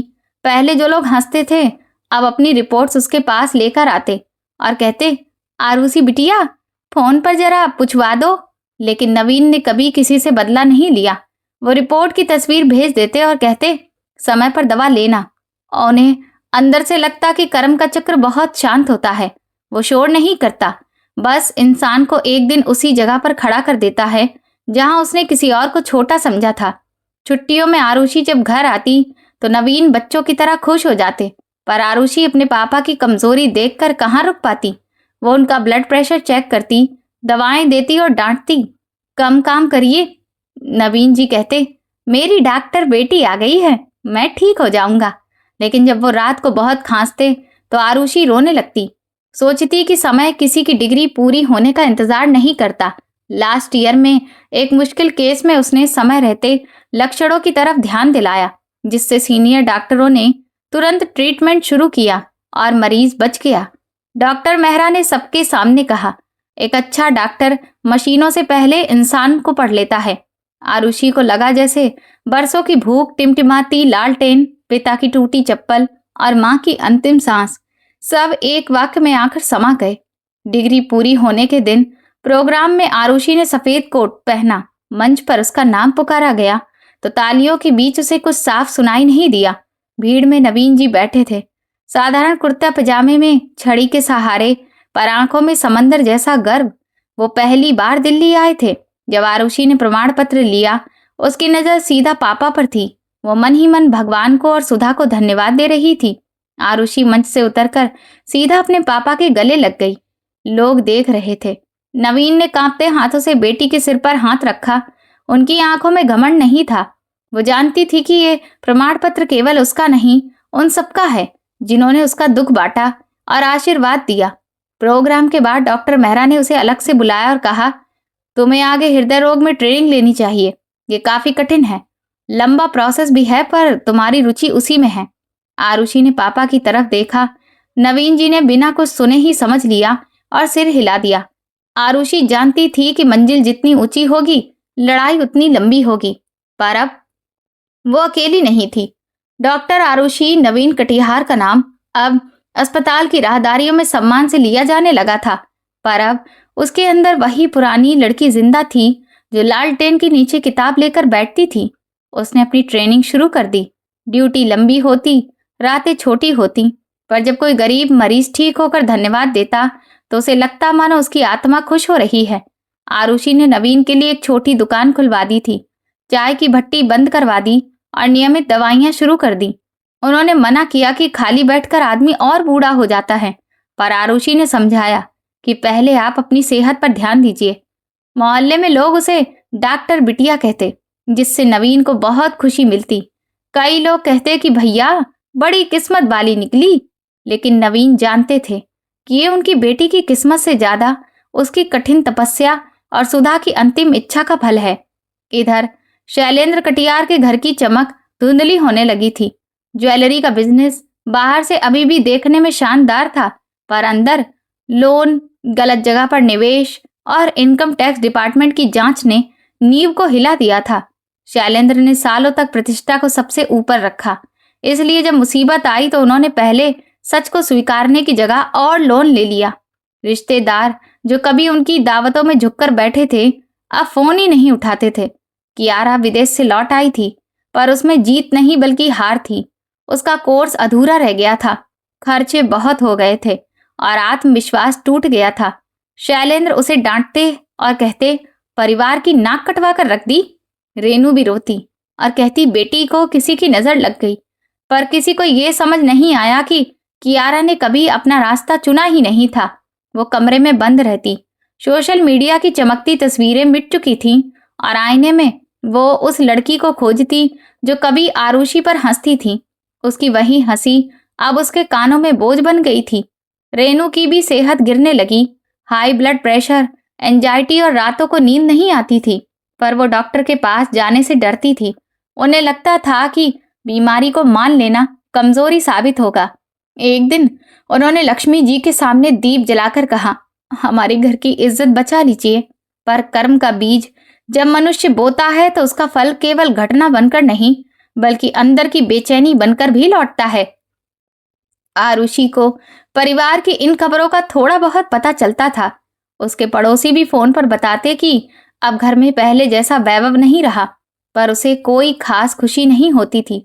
उसने अपमान को पीछे छोड़ दिया था। एक बरसात की शाम हॉस्पिटल में इमरजेंसी ड्यूटी थी। बाहर बिजली चमक रही थी। अंदर इमरजेंसी रूम में मशीनों की आवाजें, स्ट्रेचर की चरमराहट और परिजनों की घबराई हुई चीख पुकार गूंज रही थी। आरुषि 24 घंटे से ज्यादा समय से जगी हुई थी, फिर भी उसकी आंखें पूरी तरह अलर्ट थीं। तभी गेट से तेजी से एक स्ट्रेचर अंदर लाया गया। नर्स ने चिल्लाकर कहा, सीने में बहुत तेज दर्द है, सांस फूल रही है, उम्र 60 साल है। आरुषि ने दस्ताने पहने और मरीज के पास पहुंची, लेकिन अगले ही पल उसका हाथ हवा में रुक गया। स्ट्रेचर पर शैलेंद्र कटियार थे। चेहरा पीला, माथे पर पसीना, होंठ सूखे और आंखों में डर साफ दिखाई दे रहा था। उनके साथ रेनू और कियारा भी थी। दोनों बिल्कुल अस्त व्यस्त, भीगी हुई और घबराई हुई थी। रेनू ने पहले डॉक्टर को देखा और पहचानते ही जैसे बोलना भूल गईं। उनके चेहरे पर शर्म और डर एक साथ आ गए। शैलेंद्र अर्ध चेतना में थे, पर जैसे ही उन्होंने आरुषि का नाम सुना, एक पल के लिए उनकी आंखों में वही पुरानी सत्ता और अहंकार चमकी, मगर दर्द ने उसे तुरंत दबा दिया। इंसान जब मृत्यु के करीब पहुंचता है तो पद, पैसा और घमंड सब हवा हो जाते हैं। आरुषि ने अपने भीतर उठी उस लहर को रोक लिया। सामने वही आदमी था जिसने उसके पापा को सबके सामने छोटा कहा था, जिसने उसके सपनों को औकात में रहने की सलाह दी थी। लेकिन उसी पल उसे डॉक्टर मेहरा की सीख और माँ की आखिरी आवाज याद आ गई। उसने नर्स से कहा, इन्हें तुरंत ऑक्सीजन लगाइए, ब्लड प्रेशर चेक कीजिए और कार्डियक एंजाइम्स की जांच के लिए सैंपल भेजिए। उसकी आवाज पूरी तरह स्थिर थी। रेनू ने हाथ जोड़कर कहा, आरुषि, इन्हें बचा लो। लेकिन आरुषि ने उनकी तरफ नहीं देखा, क्योंकि वो अब रिश्तेदार नहीं रही थी। वो अपने मेडिकल धर्म में प्रवेश कर चुकी थी। जांच हुई तो गंभीर हार्ट अटैक की पुष्टि हुई। शैलेंद्र की धमनियों में खतरनाक रुकावट थी और समय बहुत कम था। डॉक्टर मेहरा को बुलाया गया। उन्होंने रिपोर्ट देखी और आरुषि की ओर गंभीरता से देखते हुए कहा, फैसला जल्दी लेना होगा। शैलेंद्र को आपातकालीन कैथ लैब में ले जाना जरूरी था। रेनू ने कागजों पर साइन करते हुए रोकर पूछा, जोखिम कितना है डॉक्टर साहब? डॉक्टर मेहरा ने साफ शब्दों में कहा, जोखिम बहुत ज्यादा है, लेकिन देरी करना उससे भी बड़ा जोखिम होगा। कियारा दीवार के सहारे खड़ी थी, जैसे बरसों की सारी सुविधाएं और घमंड अचानक उसके हाथों से फिसल रहे हों। प्रक्रिया की तैयारी करते हुए आरुषि ने शैलेंद्र का हाथ पकड़ा। वो पूरी तरह सचेत नहीं थे, लेकिन उनकी आंखें खुली थीं। उन्होंने आरुषि को देखा, उनके होंठ हिले, लेकिन शब्द अधूरे रह गए। आरुषि ने शांत स्वर में कहा, कुछ मत बोलिए, सांस पर ध्यान दीजिए। उसके भीतर एक छोटी बच्ची खड़ी थी जो कहना चाहती थी कि आपने मेरे पापा को रुलाया था, लेकिन डॉक्टर आरुषि ने उस बच्ची को पीछे कर दिया। यही उसके जीवन की सबसे कठिन परीक्षा थी। मॉनिटर पर रेखाएं लगातार बदल रही थीं। टीम का हर सदस्य पूरी तेजी से काम कर रहा था। डॉक्टर मेहरा पूरी प्रक्रिया संभाल रहे थे और आरुषि उनका सहयोग कर रही थी। अचानक एक पल ऐसा आया जब शैलेंद्र का ब्लड प्रेशर तेजी से गिर गया। कमरे में तनाव फैल गया। आरुषि ने तुरंत स्थिति को पहचाना, सही दवा की मात्रा तय की और जरूरी तैयारी शुरू कर दी।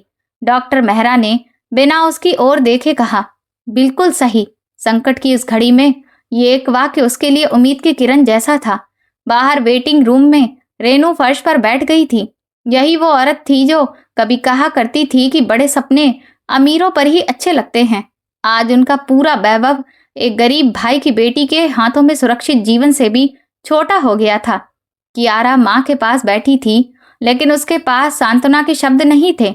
उसने धीरे से कहा, माँ, हमने आरुषि के साथ बहुत बुरा किया था। रेनू ने उसका हाथ पकड़ लिया। उनकी आंखों से बहते आंसू केवल पति को खो देने के डर के नहीं थे, उनमें अपराध बोध की वो जलन भी थी जो बरसों तक घमंड के नीचे दबकर पड़ी रही। प्रक्रिया लंबी चली। धीरे धीरे मॉनिटर पर स्थिति नियंत्रण में दिखाई देने लगी। कई घंटों के बाद आरुषि ने राहत की एक लंबी सांस ली। डॉक्टर मेहरा ने दस्ताने उतारते हुए कहा, मरीज अब सुरक्षित है, लेकिन अगले 24 घंटे बहुत महत्वपूर्ण है। आरुषि ने सिर हिलाया। उसके माथे पर पसीना था, आंखों के नीचे थकान थी, लेकिन भीतर एक गहरी शांति थी। उसने किसी दुश्मन को नहीं हराया था, बल्कि अपने भीतर के प्रतिशोध को हराया था। और यही सबसे बड़ी जीत थी, क्योंकि इस जीत पर कोई ताली नहीं बजाता, लेकिन आत्मा सब देखती है। जब रेनू और कियारा को पता चला कि शैलेंद्र की जान बच गई है, तो दोनों रो पड़ी। रेनू आरुषि के पैरों में झुकने लगी, लेकिन उसने तुरंत उन्हें संभाल लिया। ऐसा मत कीजिए, मैंने तो सिर्फ अपना कर्तव्य निभाया है। रेनू रोते हुए बोली, हमने तुम्हें बहुत दुख दिया है आरुषि। फिर वो कुछ पल चुप रही। उसके सामने बीते बरसों की सारी बातें घूम गईं। कियारा ने कहा, मैंने तुम्हारा मजाक उड़ाया था। मुझे लगता था कि पैसा ही सब कुछ होता है, लेकिन आज समझ आया कि मेरे पास बहुत कुछ था, फिर भी सही लक्ष्य नहीं था। आरुषि ने पहली बार उसके चेहरे पर सच्चा पश्चाताप देखा। उसने कहा, हर इंसान को अपना रास्ता देर से भी मिल सकता है, अगर वो सच्चाई से भागना छोड़ दे। कियारा रोने लगी। आरुषि ने हल्के से उसके कंधे पर हाथ रखा और कहा, रिश्ते कभी कभी खून से नहीं, बल्कि पश्चाताप और माफी के बीच दोबारा जन्म लेते हैं। रात के अंतिम पहर शैलेंद्र आईसीयू में थे। मशीन धीमे चल रही थी। आरुषि कांच के बाहर खड़ी होकर देखती रही और उसे याद आया कि कभी वो इस आदमी के घर में सबसे पीछे फैमिली फोटो में खड़ी थी। आज वही आदमी जीवन और मौत के बीच में उसके ही निर्णय पर निर्भर था। कर्म का ये चक्र क्रोध नहीं, बल्कि कुछ सीखने वाला लगा। ये जीवन इंसान को सबक सिखाने से पहले आईना दिखाता है, और अगर कोई उस आईने को देखकर बदल जाए तो शायद यही भगवान की सबसे बड़ी दया होती है। सुबह डॉक्टर मेहरा ने उसे चाय के लिए बुलाया और पूछा, तुम ठीक हो? आरुषि ने धीरे से कहा, हाँ मेहरा जी। बोले, यही कारण है कि मेडिकल केवल साइंस नहीं, बल्कि कैरेक्टर का प्यूरिफिकेशन भी है।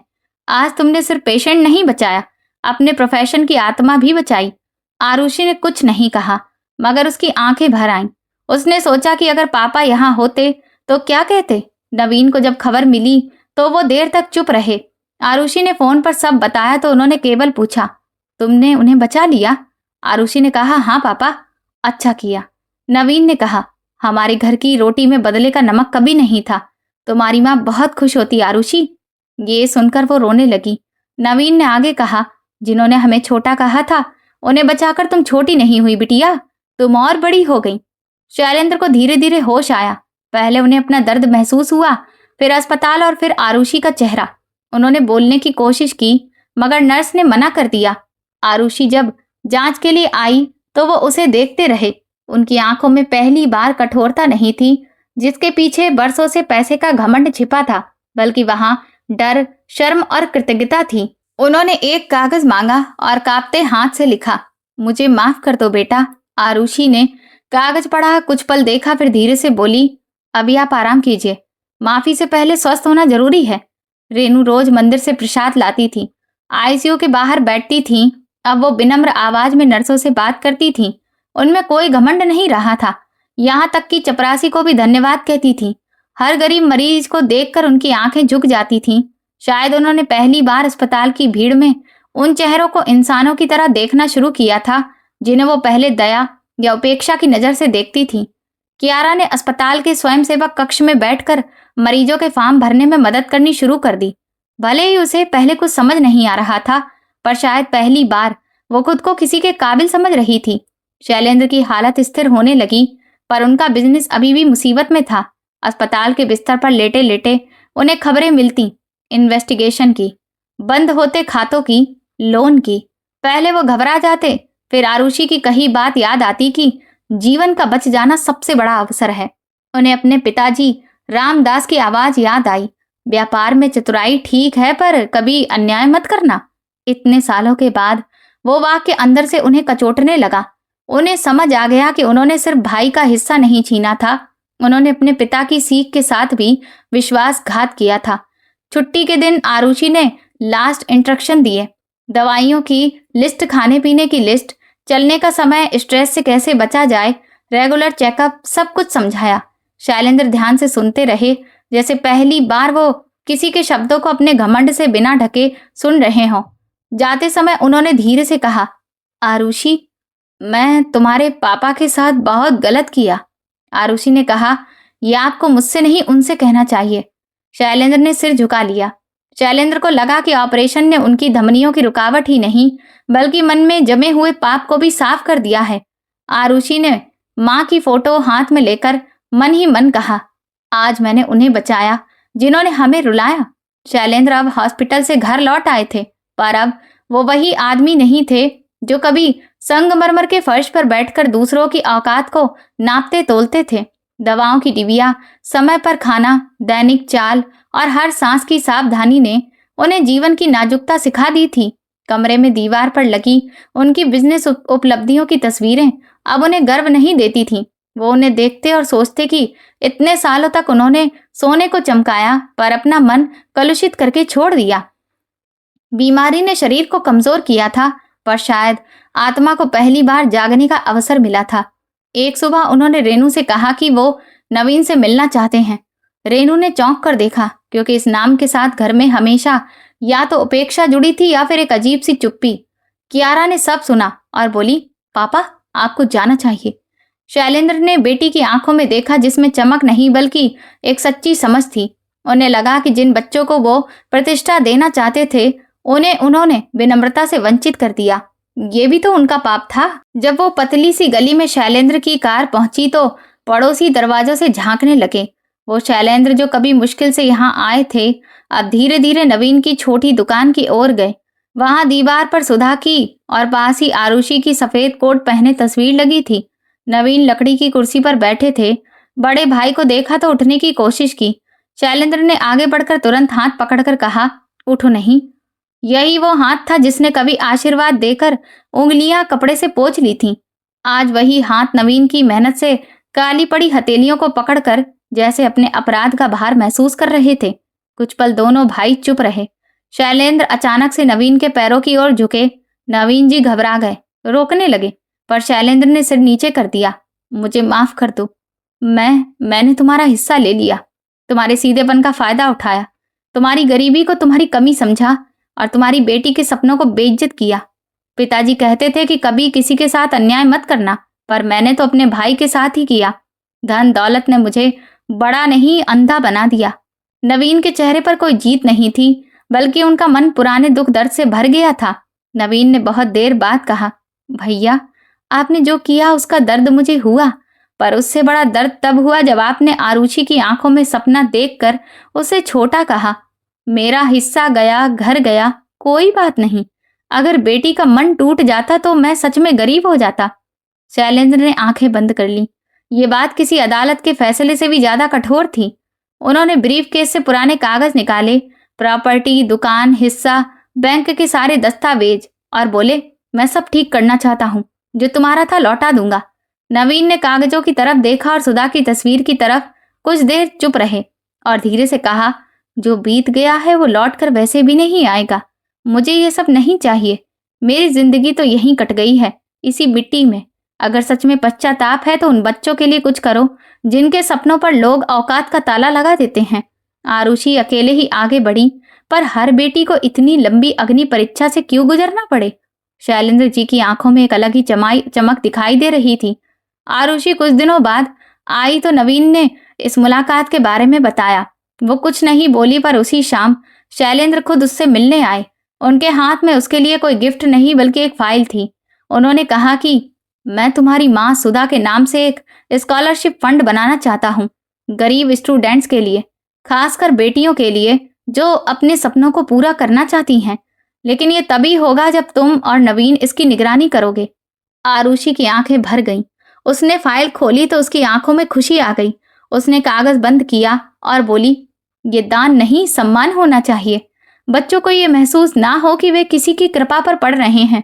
उन्हें बताया जाए कि ये वो रास्ता है जिसमें वे भविष्य में समाज की सेवा करेंगे। शैलेंद्र ने कहा, तुम ठीक कहती हो। मैंने जीवन भर देने में हमेशा घमंड को मिलाया, अब सीखना चाहता हूँ। कियारा भी धीरे धीरे बदल रही थी। उसने विदेश की अधूरी पढ़ाई के लिए खुद को दोष देना बंद कर दिया और सामुदायिक स्वास्थ्य कार्यक्रमों के प्रशासनिक काम में आरुषि की मदद करने लगी। पहली बार उसे एहसास हुआ कि जीवन की अहमियत चमकदार तस्वीरों में नहीं बल्कि किसी थके हुए चेहरे को राहत देने में है। रेनू पहले संकोच करती थी, फिर गरीब महिलाओं के लिए खाना और दवाइयों की व्यवस्था करने लगी। वो अभी भी पूरी तरह बदली नहीं थी, क्योंकि सालों की आदतें जल्दी नहीं मरती। पर जब भी कोई माँ अपनी बेटी को लेकर आती, रेनू की आंखें झुक जाती। आरुषि ने फैसला किया कि वो यहाँ एक निशुल्क हृदय परामर्श केंद्र शुरू करेगी। नाम रखा सुधा हृदय सेवा केंद्र।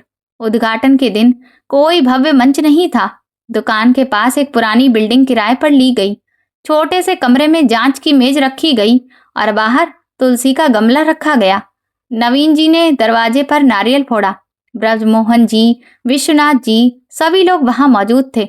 सबने कहा, सेवा ही सबसे बड़ी पूजा है।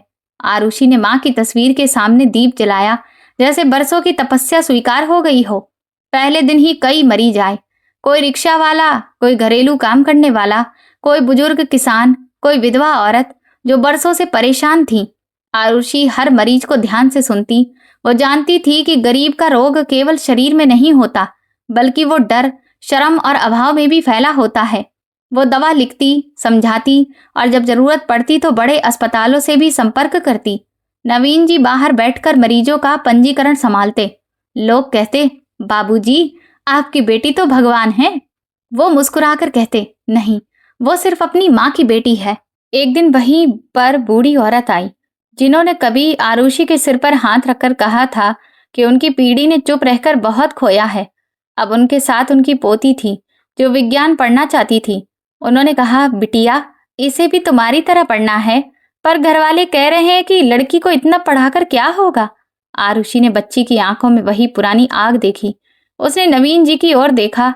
उन्होंने मुस्कुराकर कहा, नाम लिख लो। उस पल स्कॉलरशिप फंड केवल कागज नहीं रहा, एक जीती जागती प्रतिज्ञा बन गया।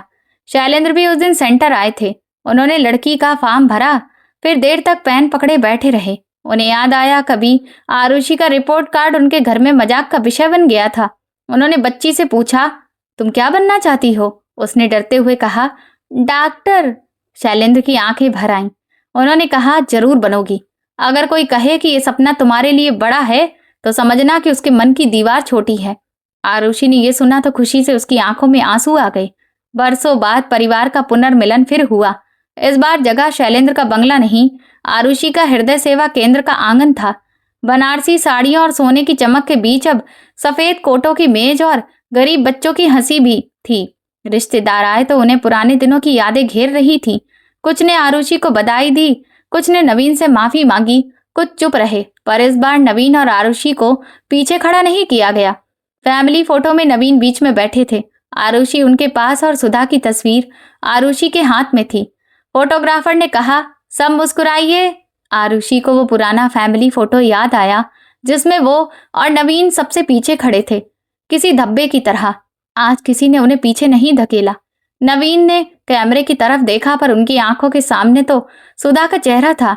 रेनू ने धीरे से आरुषि का हाथ पकड़ा। इस एहसास में दया नहीं, प्यार का मिश्रण था और आरुषि ने हाथ को हटाया नहीं। रात को सबके जाने के बाद नवीन सेंटर के बाहर लकड़ी की कुर्सी पर बैठे थे। हवा में हल्की खुशबू थी। मंदिर से आरती की आवाज आ रही थी। आरुषि ने पूछा, थक गए पापा? नवीन जी ने कहा, नहीं, आज मन बहुत हल्का है। वो कुछ देर तक आसमान देखते रहे, फिर बोले, बिटिया, उस दिन जब उन्होंने तुम्हारा मजाक उड़ाकर तुम्हें नीचा दिखाया था तो मैं अंदर से टूट गया था। आज समझ आया कि कभी कभी अपमान मिट्टी में पड़ा बीज होता है। अगर उसे आंसू मिला दिया जाए तो वही बीज वृक्ष बन जाता है। आरुषि ने पिता का हाथ पकड़कर कहा, उस रात आप मुझे हिम्मत नहीं देते तो मैं यहाँ तक नहीं आती। नवीन जी ने सिर हिलाकर कहा, मैंने कुछ नहीं किया, बस तुम्हारी माँ का वादा पूरा किया। असली हिम्मत तो तुमने दिखाई। आरुषि रो पड़ी।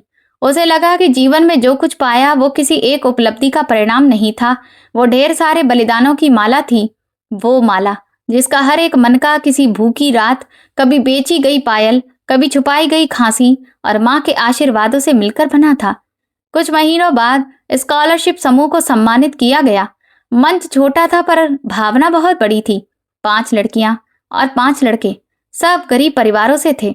उन्हें मेडिकल एंट्रेंस एग्जाम की तैयारी के लिए सहायता मिल रही थी। शैलेंद्र ने मंच पर यह स्वीकार किया कि उन्होंने जीवन में देर से सीखा कि धन का धर्म है रास्ता बनाना, ना कि दीवार खड़ी करना।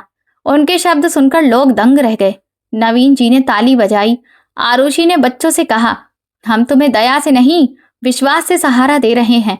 तुम्हारी सफलता हमारी आशा है। शैलेंद्र और नवीन पूरी तरह पहले जैसे भाई नहीं बन सके, क्योंकि टूटा हुआ विश्वास पुरानी मिट्टी में फिर वैसा नहीं उगता, पर उनके बीच बातचीत होती थी। जब भी शैलेंद्र सेंटर आते, नवीन उनसे चाय पूछते। कभी दोनों पिताजी की बातें करते, कभी बचपन की, और कभी चुप रहते। आरुषि ने अपने काम को और बढ़ावा दिया। वो महीने में एक दिन गांव में हृदय जांच शिविर लगाने लगी। पंचायत भवन में बैठकर वो लोगों का ब्लड प्रेशर देखती और रोगों के लक्षण बताती और बच्चों को पढ़ने के लिए प्रेरित करती। कई बार लोग डॉक्टर साहिबा से फीस पूछते तो वो मुस्कुरा देती, लेकिन वो अंदर से जानती थी कि सेवा भी व्यवस्था मांगती है। इसीलिए उसने एक प्रशिक्षित टीम बनाई। ये डॉक्टर मेहरा की सीख भी थी और सहायता भी। 1 साल बाद सुधा की पुण्यतिथि पर केंद्र में विशेष पूजा हुई। नवीन जी ने सुधा से कहा, तुम्हारा वादा पूरा हुआ। अब कोई माँ पैसे की वजह से दरवाजे से लौटे तो हमारी बेटी उसे रोक लेती है। आरुषि ने अपनी आंखें बंद कर ली। उसे लगा कि माँ की मुस्कान तस्वीर से उतरकर पूरे कमरे में फैल गई है। उस रात आरुषि अपनी पुरानी डायरी देख रही थी। पहले पन्ने पर अभी भी लिखा था, डॉक्टर आरुषि नवीन कटियार। वे अक्षर भले ही कच्चे थे लेकिन संकल्प से भरे थे। उसने उन पन्नों को छुआ और सोचा कि उस छोटी लड़की को अगर वो आज मिलती तो उसे गले लगाकर कहती कि रोना कमजोरी नहीं है, बस रोकर रुक मत जाना। तभी नवीन को खांसी आने लगी तो उसने तुरंत पानी दिया और दवा भी, और डांट कर बोली, आप फिर समय पर दवा खाना भूल गए। नवीन जी हंसकर बोले, अरे डॉक्टर घर में हो तो मरीज लापरवाह हो जाता है। बरसों के इस सफर ने आरुषि को सिखाया कि गरीबी केवल अभाव नहीं बल्कि एक सामाजिक निर्णय भी है जिसे लोग गरीबों पर थोप देते हैं। पर उसने सीखा कि करुणा, शिक्षा और साहस इस निर्णय को चुनौती दे सकते हैं। सबने अपना अपना सबक सीख लिया था। जिस परिवार ने कभी कहा था कि ये सपना अमीरों का है, आज उसी ने सपनों के दरवाजे गरीबों के लिए खोल दिए। तो दोस्तों, आपकी इस कहानी को लेकर क्या राय है, हमें कमेंट सेक्शन में जरूर बताएं। दोस्तों, आप किस शहर से हमारी कहानी सुन रहे हैं और आपको ये कहानी पसंद आई हो तो कमेंट करके जरूर बताइएगा। इस वीडियो को लाइक करें, शेयर करें और हाइप दें। साथ ही चैनल को सब्सक्राइब करना ना भूलें। और अगर आपको मेरी मेहनत पसंद आई हो तो मुझे सुपर थैंक्स देकर अपना प्यार और सपोर्ट जरूर दिखाएं, ताकि मैं आपके लिए ऐसी ही शानदार कहानियां लाती रहूं। ये कहानी पूरी तरह से काल्पनिक है और इसका उद्देश्य केवल प्रेरणा देना है। इसमें दिखाए गए पात्र, घटनाएं और परिस्थितियां वास्तविक जीवन से संबंधित नहीं हैं। यदि किसी व्यक्ति या घटना से समानता दिखाई दे तो वो मात्र संयोग होगा। धन्यवाद।